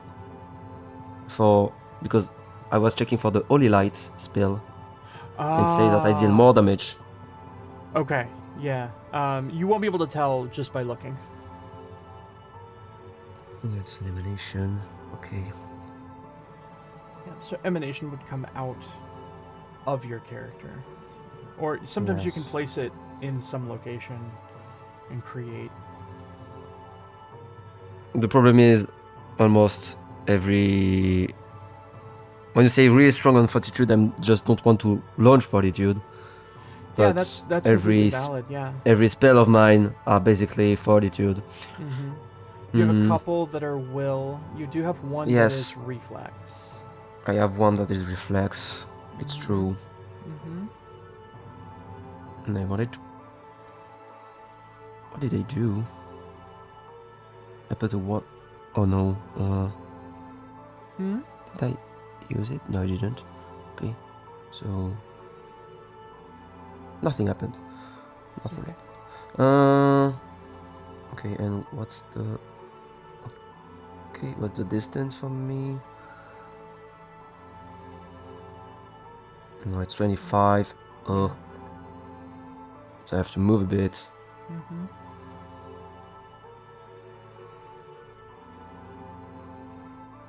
So I'm gonna move. Okay. I'm gonna move there. Okay. And I'm gonna throw the bone spray. Okay. All right. I will on him. I will make this reflex saving throw. Let's see how I do. I'm clicked on the wrong thing. Okay. How about that? I succeeded. Now for this. Just on point. Yeah, but just because I succeeded, let's see, with bone spray. It's basic, so you will still do normal damage. So you can roll your damage. I roll my damage. Okay, so you don't really block or undo the damage. Okay. Yeah, it's gonna be half. So damage. it's not different from what happened if you failed and rolled the 22. I would take the whole damage. I'm only gonna take half the damage. Oh, half right now. Yep. Okay. Yep. I'm gonna roll the damage then. Mm-hmm. Okay. Doki. I will take half. All right. Yeah. And I have 1 bleed as well. Okay. Good. I think that's your That whole is- turn. I have 1. Yes, I don't have any more actions. Yeah, that's what So I thought. gonna die. Actually, moved slightly. Let's see what happens. What am I gonna do here? You are 10 feet from me.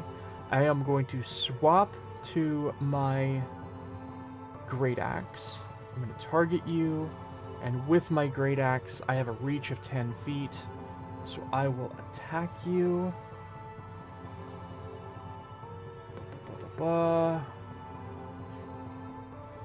Are you really 15 feet away?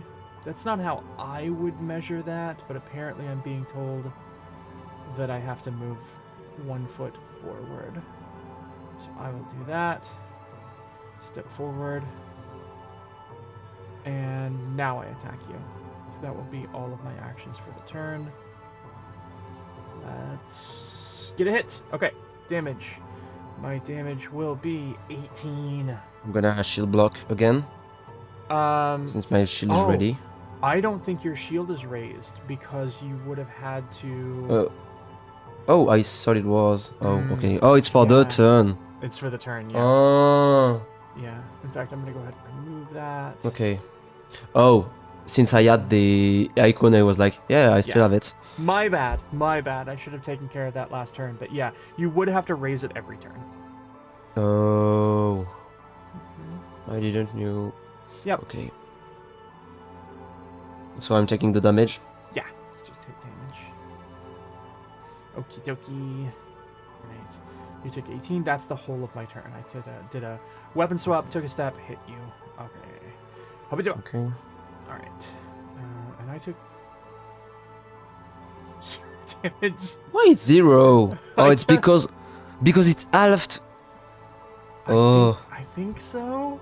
I would think Wait. it would roll up.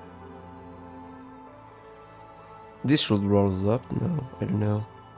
I mean, it's lessened because you did a success, but for the attack, not Yeah. for the bleed. Yeah. Shouldn't count for the bleed, in my opinion, but I don't know. Regardless, I believe that entitles me to... After you take roll a DC 15 flat check, if you recover from the persistent damage, you succeed, the condition ends.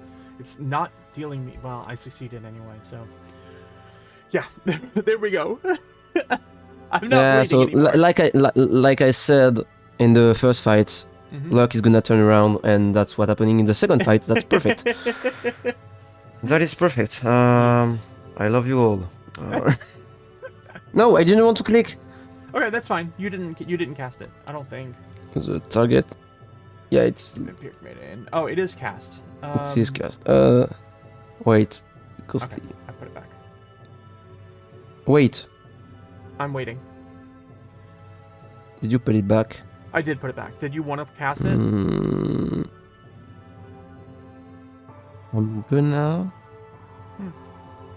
I'm gonna cast it, I will hit cast for you. so you can remove it. Yes. Okay. All right. Okay.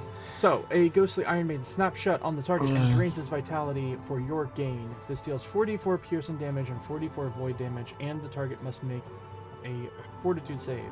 Yeah. Okay, I don't have lots of options. So. Alright. Let's make this save. Yeah, I know. Success. Never. It's It just will a- never. It's just a regular success, so that means I still take half the damage. So, go ahead and roll your damage. Okay. So I'm going to take half of that. That's still significant. You take Yes. 13 damage. That's nice. And I'm gonna flee. I'm gonna run away for Okay. a bit. You are for also the max, gaining temp HP. You gain 7 temp HP. I still do. Okay, yeah, that's Mhm. cool. Yep, yep. I'm gonna move in. Where do I want to move? Good question. Gonna. You have to move from 25 feet. Mm. So I'm gonna move over there because 25 is one action, right? I think you have 30. You have 30. 30? movement. Mhm. 30. Oh.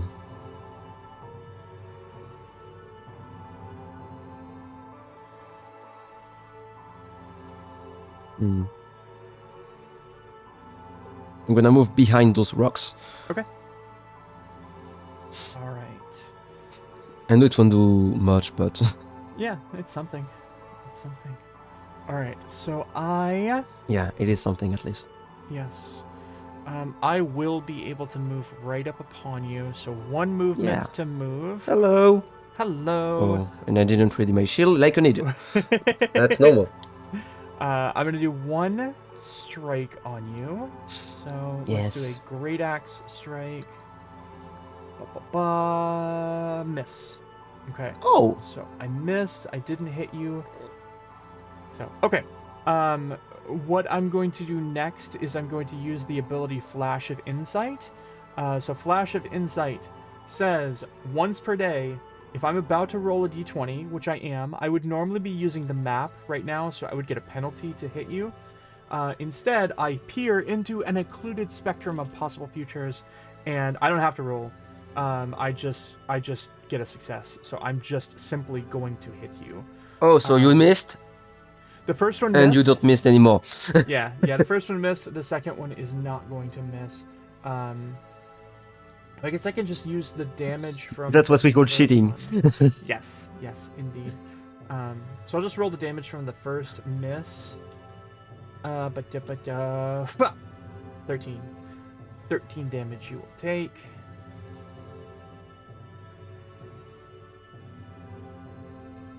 The nice thing is that I can only do that once per day, but if you'll go ahead and hit that damage button. Oh yeah. I'm gonna take the damage. Great. And that's my turn. So that's the only time that I can do that Flash of Insight thing. Okay. I'm gonna use one spell of arm. Okay.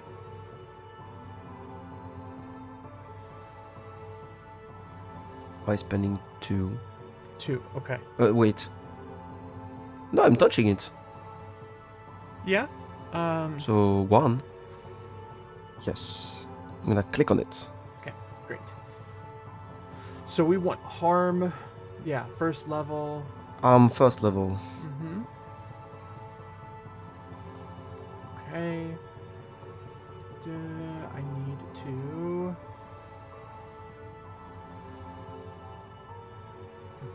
I need to roll this. I get a critical failure. Okay, so you're going to deal double the damage. Roll your damage. Whoa. You might die from this. So I will heal myself from... Are you kidding me? Okay.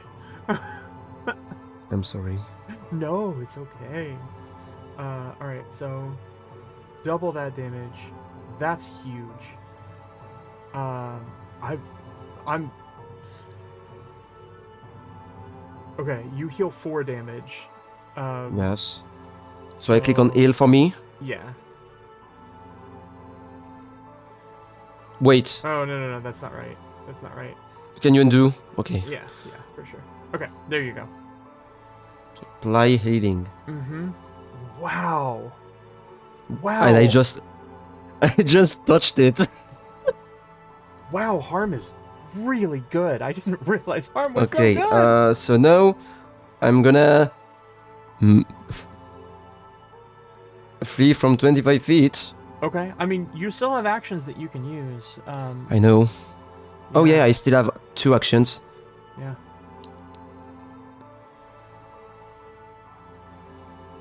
I'm gonna use... Then I'm gonna use Vampiric Feast. Okay.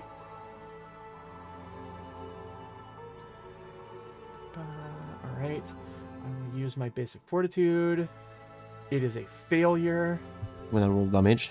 Great. Oh my gosh.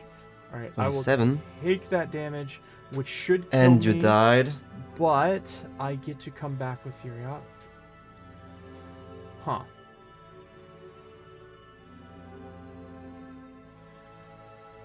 Did that not... You didn't cast... Is it a passive? Yeah, it should be. I think I just get to come back with 1 HP. I guess I have to do that manually, which is weird. Okay. All right, so I have to do that manually. Okay. I am not With dead. 1 HP. I'm hanging on. I have 1 And wounded. so I have to heal myself, I think, with the Vampiric Feast. Uh-huh. But from... Okay. Yes, it's temp HP, but... Yes. Yes. So how much do you get? You gain temp HP equal to half the void damage. The void damage taken... Oh, do you just get half of this? Okay. In temporary, it's points equal to half the void damage. Okay. So I get 13. Yes, you get 13. Okay. Bad. All right. Oh, and arm is not temporary. Hmm? Arm HP are not arms. That's right. That's right. Yeah, oh, harm is they true are not healing. temporary. Yeah. Okay. Mhm. Oh, it's true healing. Yeah. Okay. Yep.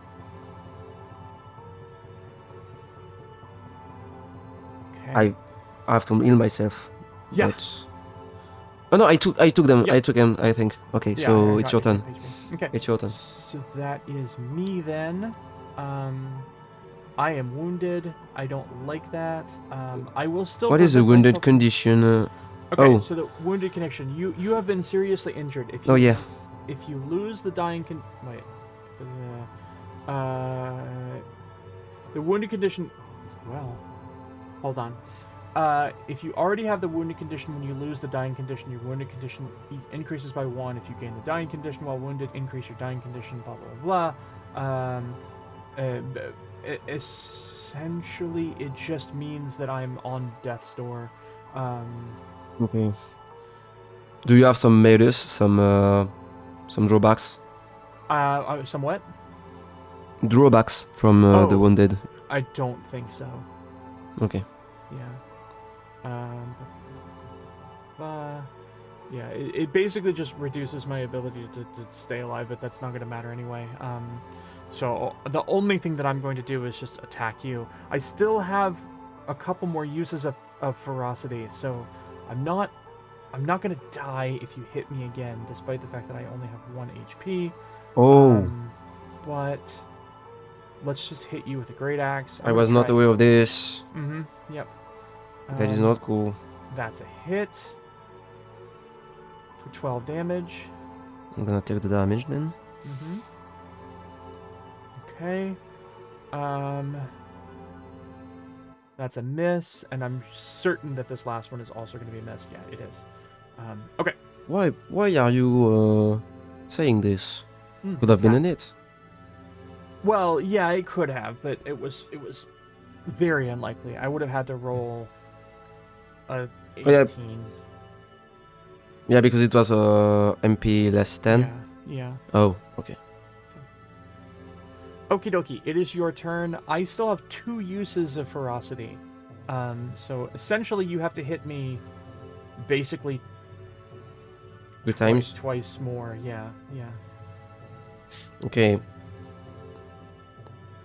So I'm gonna... Oh, I have to... No, is my axe always ready? Is your what now? My axe, my weapon. Yeah, I think you have it drawn. Okay, yeah, because it's called... It's Okay, then I'm gonna attack with my axe. Okay, great. So I have to do... So you're looking for strikes. Strikes and damage. And I think it should be plus 16. That you want that one. Plus 16? Why? Yeah, because that's your first attack. Oh. This is your first attack in your turn, so you get a plus 16 to hit. Okay. Okay. Oh, he wasn't targeted, but that's fine. That's just a regular hit. So that's okay. He will increase his wounded by 1. Whoops. By 1, he's now wounded 2. Okay, and then I'm gonna... Mhm. I have 2 action left. You have 2 actions left, and if you deal any damage to him this turn whatsoever, he's going to die, because he won't be able to use his reaction again. So I'm gonna use anything that you do. Okay, I'm gonna use Divine Lance. Okay, great. Wait. No, because it has the attack thing. Yeah. So no. I will use Daze. Does Daze do any... Yes, it does. Okay, great. Perfect. What, you didn't know if it dealt the damage? Yeah, I just wanted to make sure that it did deal damage. Yeah. Right, I have to target the thing because that's better. Yeah. Daze. Okay, I will do my will save. That's a success. It's gonna kill it. Yes. It dies. It dies. Alright. Okay. So you are dead now. Okay. Okay. I survived. You most certainly did. That was terrifying. Oh, wow. It disappears. I'm just gonna remove you. Okay. You don't really have even a moment to breathe. The moment that this thing dies, you feel that sensation again of being grabbed by somewhere in your stomach area and pulled as if you've been turned into a spaghetti again. And now, once more, for a week, you're going to disappear. No, I'm just kidding. No, just for 15 minutes because we've been playing for a bit and we have to do... That's true. That's probably. True. Yeah. Feel free to take a break. Yeah. Did you just say it's time for a nap? Oh, okay. All right. Yes, an ad. Yes, I was going to say that. We will take a very quick break. Hi there, students. As you probably already know, I really care about teaching. It's something that I'm very passionate about. I grew up wanting to be a teacher, and through the pursuit of that goal, I became much more passionate about languages. As much as I love teaching, though, I really love doing my best to inspire you even more as a content creator. I want us all to chase our stars together. In addition to being a content creator, I've also been working as a Japanese translator and an interpreter since I graduated with my good doggy degree, so I'm very lucky that I'm able to work with the Japanese language every single day. It's exciting, fast-paced work that allows me to learn and improve my skills in the same way that I hope I can help you improve your skills as well. If you'd like hands-on personal help learning Japanese, head to my website, www.puppy-sensei.com. That's puppy-sensei.com. puppysensei.com. Yeah. On my website, in addition to being able to book me for private Japanese tutoring, you can also find my availability for translation services as well. I've translated some noteworthy videos for other big-name content creators, and I'm very dedicated to doing great work for these freelance projects as well. I really care about always doing my best because I believe that communication is the pathway through which we can form new connections and bridge cultural boundaries. Please reach out to me through the website or through my business email, xs.puppysensei@gmail.com, or even through Discord if you ever need anything translated or if you want to take private Japanese lessons from me. I'll also be offering English lessons to Japanese speakers in the future as well, so 英語のコースを入れる日本人も将来興味あればもちろん連絡してもいいです。Until then, またね. After having this feeling of being turned once again into spaghetti, you are pulled through space and time and you are deposited somewhere else. Immediately, you kind of have this offensive kind of smell that you notice as you wake up in a barn. Nice. And that looks like this. Nice. On the opposite side of the barn from you, there is a Triceratops. Wow! Incredible! Incredible! And we One Triceratops! That is perfect! Yes. And once again, we're going to go right into combat immediately. So yeah, how weird. For the Triceratops. That's a pretty good roll. 38. Mm-hmm. You just want me to die at this point. 32, not bad, but yeah. Yeah. Alright, so that Wait, is... now that I realize I would have never been up above you. Yeah. It'd be very difficult. I was just screwed. Okay. I can't use that quite yet, which is unfortunate. I swear, if he's gonna use an axe or a blade or something, I'm gonna scream.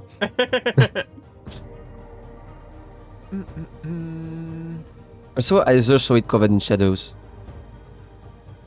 In the... Oh, yeah. It's way over there in the side. That's unfortunate that you are so far away. I can only move 60. Did he detect me when I arrived? Or... Oh, absolutely. Absolutely. Okay. Oh yeah, but you know, Triceratops are... Wait, no, not Triceratops. I'm gonna say something else. Completely dumb. Go away. That would be 60.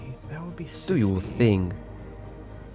50 feet. Will not be able to use that either. Why don't we... Why don't we move there for 60 feet?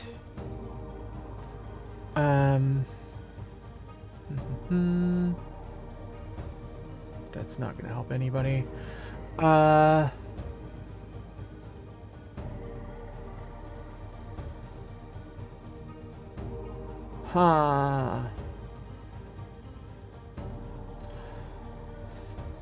gonna move again. I don't really want to, but it's just charging you. It's just spending its entire turn charging you. It gets right up at you, and it's your turn. Okay. I'm gonna do a medicine check to see Okey-dokey. basically things about him. Okay. 17. Okay. On a 17, I will either, your choice, I'll give you its worst save or its best save. I want its best. Its best is fortitude, once again. Again? Yep. I'm gonna scream. Yep, he's a big beast. He's a big beast. Yeah, he's a big beast. Yep. Big biggie. I'm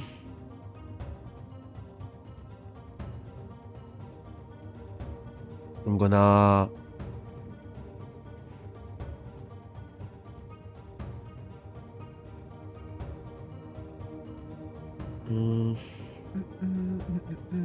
Ba. I like dinosaurs. Yeah, I can Yeah. see that. Yeah, I like them.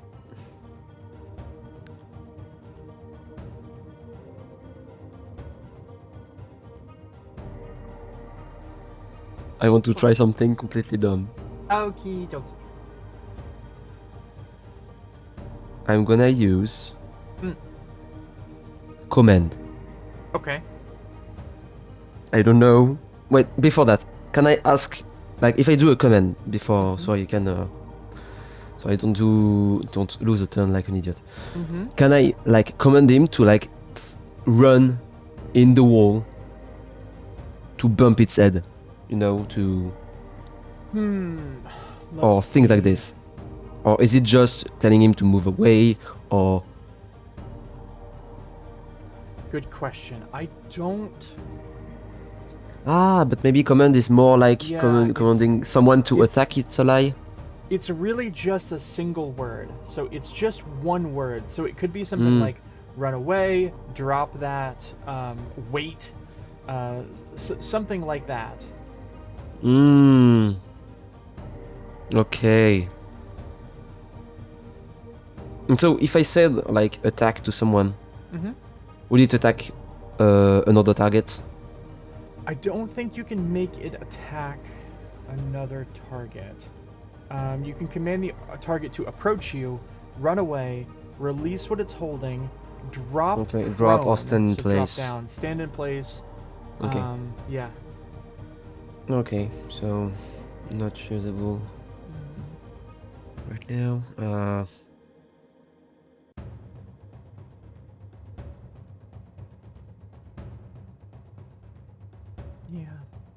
I'm gonna use Vampiric Feast again. Okay. Okie dokie. I will make my fort save. Wata! That's a success. Yes. So I'm I'll gonna take roll the damage. half, Yep. Okie dokie. 8. 8. And I can't move. Yeah. Hmm. And you do gain temporary hit points equal to 8, I believe. Yes. Alright. Temp HP. Alright. I think that makes it its turn. Let's see. What do I want to do here? I'm probably going to make a horns attack. Don't need to do that. I don't need to do that. Yeah, let's just make a horns attack. I'm gonna target you. I'm gonna hit you with horns. Hudada! That is a hit. Okay. The damage that I deal is 25. I love it. Yeah, it's wonderful. So I'm gonna click on the damage button. Okay, Woo! 25. I will now use my ability Knockdown. Knockdown. The monster's last action was a successful strike that lists Knockdown in its damage entry, which it does. So now I'm going to attempt to trip you. Perfect. I do athletics. I roll it. I get a 31. So, what happens is I hit you with my horns, which has the Yes. knockdown effect, allows me to use my knockdown skill. Knockdown allows me to try to trip you. I succeed in tripping you. On a critical success, you will both land prone and take 1d6 bludgeoning damage. That's So perfect. take 1. Go ahead and take that 1 damage. Itty bitty single tiny damage. But now you're prone. And I love that. I really love that because I have a passive that's called Vicious Gore. Triceratops deals 2d6 extra persistent bleed damage to prone targets. So I'm going to try to hit you again. One more time with my horns. Is it the one-shot turn? Boom. It's not. Boom. But Yeah, so I will hit you, and I have Vicious Gore on. You're going to take extra bleed damage. Gosh, this is awful. 23 damage for you. I lost, I guess. Well, okay, so go ahead and take that damage.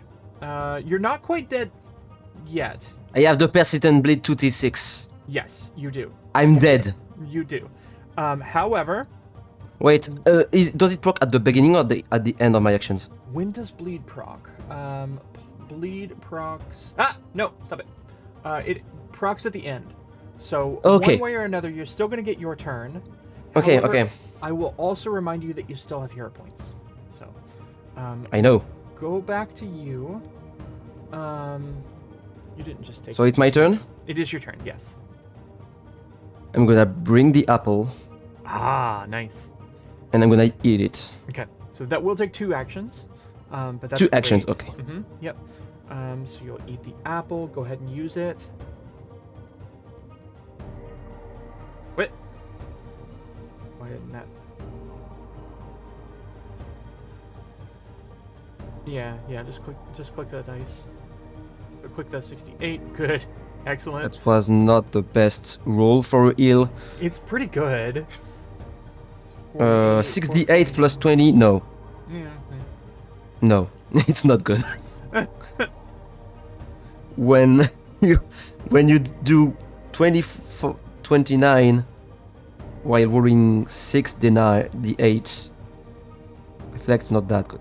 Valid. But Valid. at least I'm not dead. You're not dead. You're not dead. Is You there still have something one- to avoid the bleeding? Avoid No. bleed. You don't have battle medicine, so you can't really do that on yourself. You can't do harm on yourself. So I guess no. Yeah, that bleed is going to be awful for you, unfortunately. Yeah, you would either have to go full HP on yourself or use your medicine skill. But I don't have a lot of... Oh, medicine skill. Okay. Yeah. Yeah, but based on the damage it deal in a turn, it's not gonna help me much. Yeah. I think honestly feel your like I'm- best bet might be to do spells that Yeah. keep you healing back. Yeah, dealing damage or things like Let's- this. Okay, so I'm so sorry. Okay, so you have just eaten your apple. You recovered 49 hit points, and we can quibble about whether or not that's good or not. But now I just want to remind you that you're still prone. So before you do Yeah. anything else, do you want to stand up? Yes, I will stand up. Okay. Okay. I will stand up. So it's All really... right. I'll remove prone from you. You are now standing, so that's one action. So that brings it back to me. So I think what I'm going to do here with my Triceratops is I'm going to use my ability Trample. So the monster strides up to double its speed, up to, so I can do as little as I want, move through the spaces of creatures of the listed size, which would include you, trampling each creature whose space I enter. The monster can then attempt to trample the same creature only one time. For each use of trample, I'll only be able to use it once because it's a 3 action. Monster deals damage equal to their foot attack. And so you would need to make a DC 28 basic reflex throw. So you go hit Basic that. reflex, where is it? Yeah, it's in the chat. No, I just need to click on it, okay. Yep, you just click that. Failure, weird. Failure. Alright, so on a failure, you're going to take full damage equal to my feet. And that damage will be 16. Okay, no, it's just... So I'm knocked out again. Nope, you're not. Actually, this was really good for you. I was really hoping that you would critically fail, but this is actually grand. So you just take the 16 That would be damage, a bit comical. and I am actually down here now. I stand up. I fall. I fall down I again. stand up. I fall. I get knocked down. So I take the damage. Yep, you take 16. Yes. Again, this was actually quite good for you, but that is my yes. whole turn. We're back to you. Oh. Okay. You don't take that persistent. I'm yet. gonna. Mhm. I'm gonna. Wait, I want to be sure before moving. Mhm. 30 feet, so.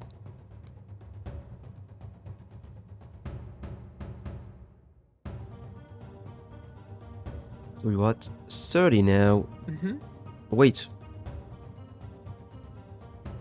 There. Okay. Yes. Mm. We're at 30. So I'm gonna use command. Okay. I'm gonna cast command. Okay.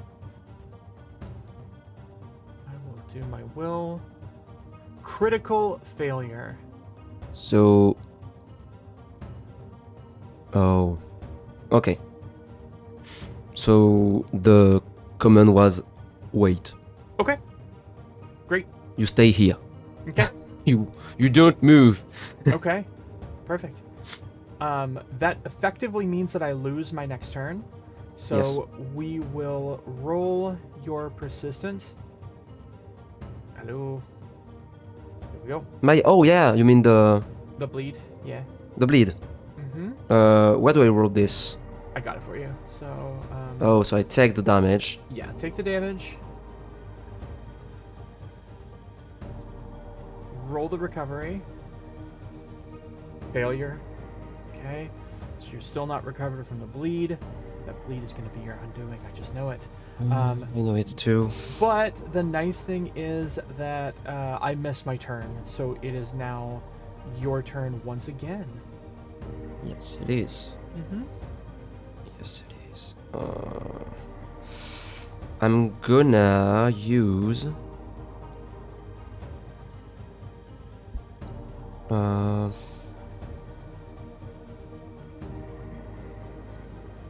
I'm gonna use arm level 2. Okay. Versus it's a living creature. Mm-hmm. Yep. All right. Basic fortitude. Wait. I got the wrong one. I want to make sure that I got the Triceratops and not you. Basic fortitude. Let's go. Success. Half. Roll your damage. I'm gonna roll the damage then. Mhm. Okay. Still a That's really still- great roll. If I had success, it would have been good. So I heal 4 plus 8. Yep. Since I took the level 2, I think.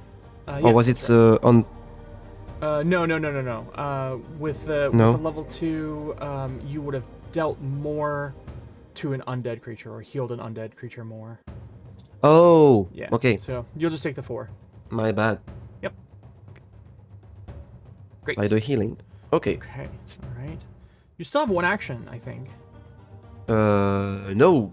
Wait. Yes, I have. I have one Yeah. action left. Yeah. I have one action left, and this action is. What is the action? Maybe raise shield. Your shield still has 59 Yes, hit I'm gonna points. raise the shield. Yeah. What did you say about the shield? It still have? 59 hit points. 59. Oh, yeah, I'm gonna raise the shield. Okay. All right. Oh, so I have to take the bleed damage again? Yes. So let's make that happen. You'll take 7 and do your recovery check as well. 7. You still didn't recover. Brilliant. How do I recover this? Because I didn't Mhm. recover it on a 12. I didn't recover it on You need a 15. Oh. Yeah. Well, it needs to be higher. Yes. Now, I believe that you are. Isn't there a... Yes. Go ahead. No, don't worry. I think I can hit you with my lumbering charge. Lumbering charge. The Triceratops strides up to 10 feet and then makes a strike. My horns have a reach of 15 feet. So with one action, I get to move up by 10 and then hit you within 15 feet. So my first strike is going to be a horns strike. I need to target you. That's a hit. All right. Yeah, I can see that. Damage dealt is 17. I'm gonna block. Yes. Block. And then take the damage. I think it's waiting a bit for... Or do I need Yeah. to take damage too? I think you need to hit the block button and then hit the damage button. So the block should like turn on when you hit it.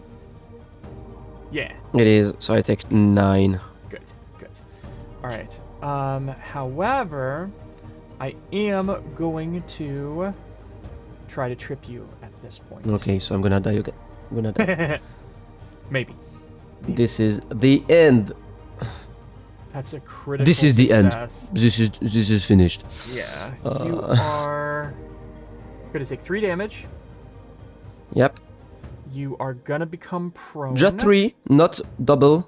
Nope, just 3. Effects. You are now prone. Whoa. And I take 1d6 bludgeoning. Yeah, you took the 3. Yeah. And then with my last action, I'm gonna try to hit you again with horns with the map. And I if have to fall first, you know. Yeah. So I... Yeah, go on. Kill me. Yeah. Pata! It's a miss.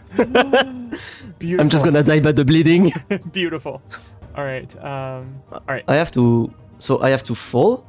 Yeah, you've fallen. You're down. Yeah, but with the critical, I take damage. Yeah, Oh, maybe you. took it. Oh, you did it. Oh, it was Yeah. the 3. Okay. Yep, you took it. You took it.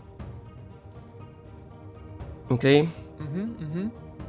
Okay. So it's my turn. It is your turn. You are prone. You will take bleed at the end of this turn. That's not funny. I have nothing to heal myself. I'm gonna do a medicine check Okay.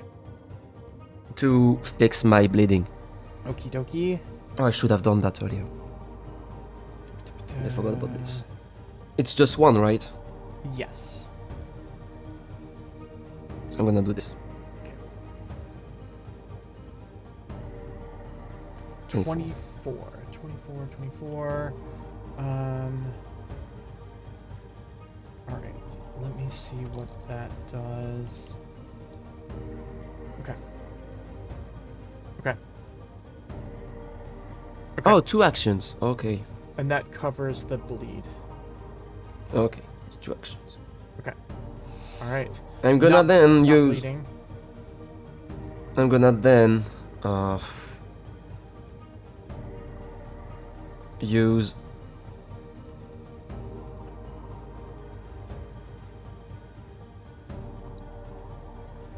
I'm gonna use Holy Light Okay. on the. Wait, Alright. no, I can't. Oh yeah, I can't you use can't. Holy. I can't. You I'm can't. dumb. Yeah. Forgot about this. Mhm. I And can you- do anything since I. You are still prone, so Oh yeah, then I'm gonna. yeah. I'm gonna stand up. Right. I think for my turn, I'm gonna try to trample you again. So let's do trample. I'll move here. No, here. And you will have to make this one DC 28 basic reflex. Yeah. Yay! Perfect. Yes. All right. Foot attack. How much damage are we doing? 14. You'll take double that. I'm dead. Okay. Well, I'm dead. I don't. No. How- I'm gonna use all my hero points to. use all your hero points. But Okay, it hero won't. points are gone, and you are down. Oh, to I one never hit tried to point. do this. Yeah. Yeah. I just tried to lower things to. Mm-hmm. Too much thing I forgot. Yeah. It's okay. I mean, it's a lot to remember. It's a lot to take in, and this was. I should There were a lot of heavy play- combats here. Yeah. That Also, is the end of my maybe turn. the week that passed made me forgot about some rules Yes. about hero points. But no problem. Yeah. So yeah, I'm not gonna die now. I'm just gonna die in the next attack. Yeah. So I'm gonna take the. Okay, no, you would shield it. Okay. So, your turn. Oh, it's my turn. Okay. Yep. Then I'm gonna use Ring of the Ram Okay. as This an is action hilarious. 3. This is gonna be hilarious. I don't Alright. have bleeding anymore. Nope, you don't. Oh yeah, because I fixed it. Yeah. earlier. Okay, And- I will take this so- DC 22 Fortitude save. Critic success. That's perfect. Go on. Your turn. Beautiful. Yeah. Remember what I said in the first fight? I remember. Horns attack. Critical hit. Yeah. Just to finish me off. Yes. I think you're gonna get gored by this by this Triceratops's horn and just like skewers you. That's.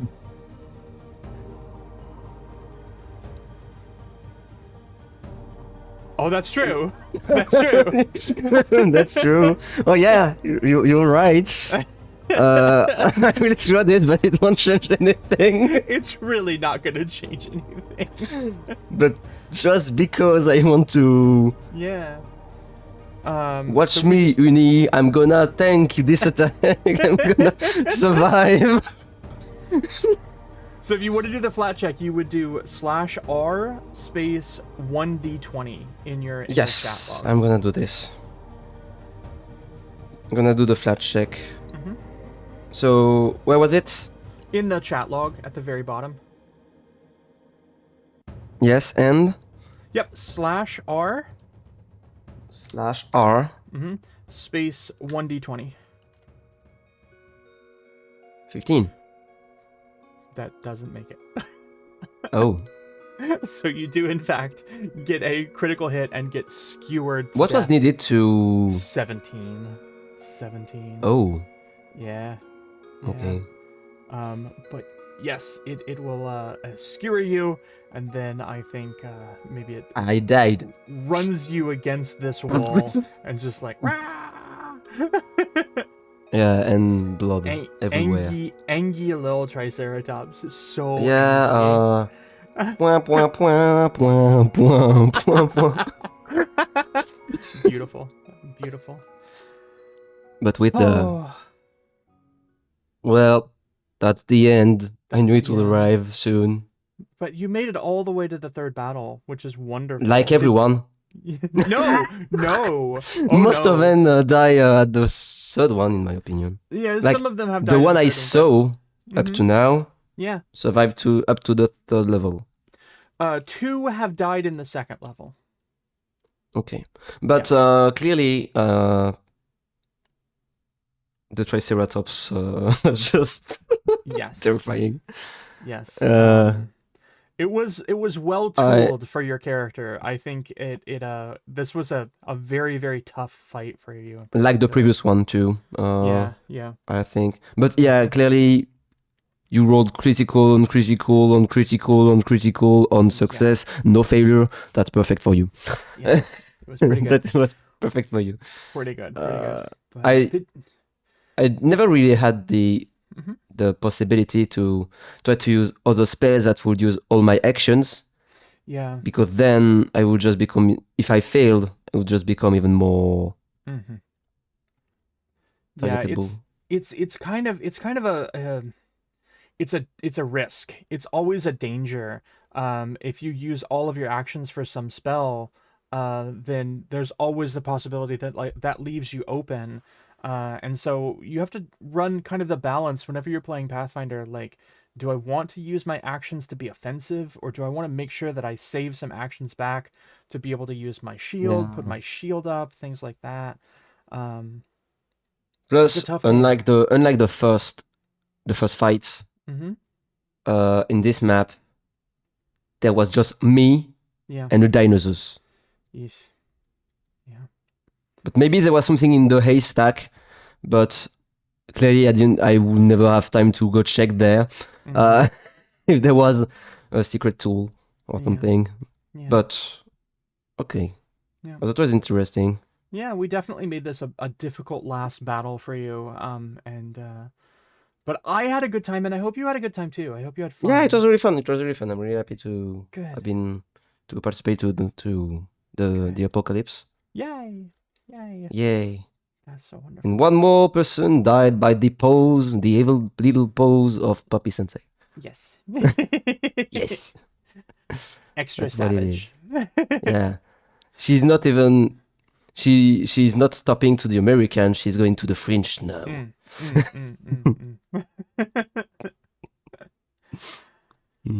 Well, thank you for being here. Yeah. Thank you for agreeing to be on Puppy-Sensei's Pathfinder Apocalypse.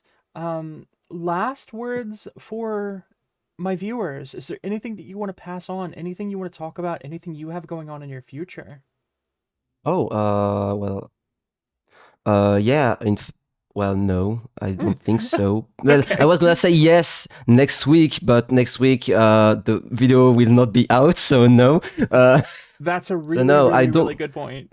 I don't really have things planned for like in 3 months yet. Yeah, that's very valid. But no, just feel free to come check me out and all.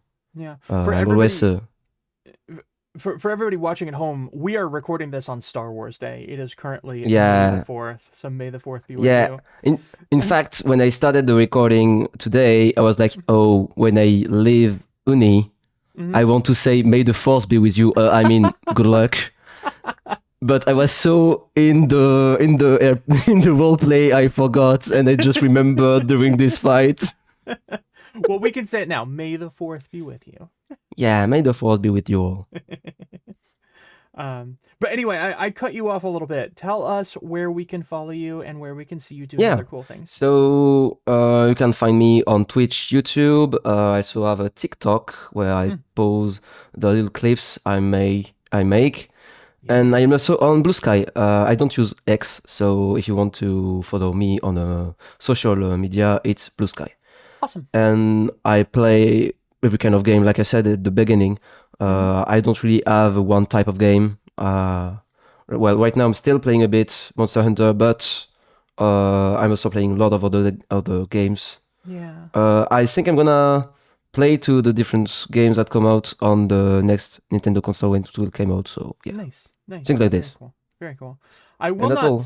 I will not say that the decision to put you up against a Triceratops had anything to do with Monster Hunter, but Yeah.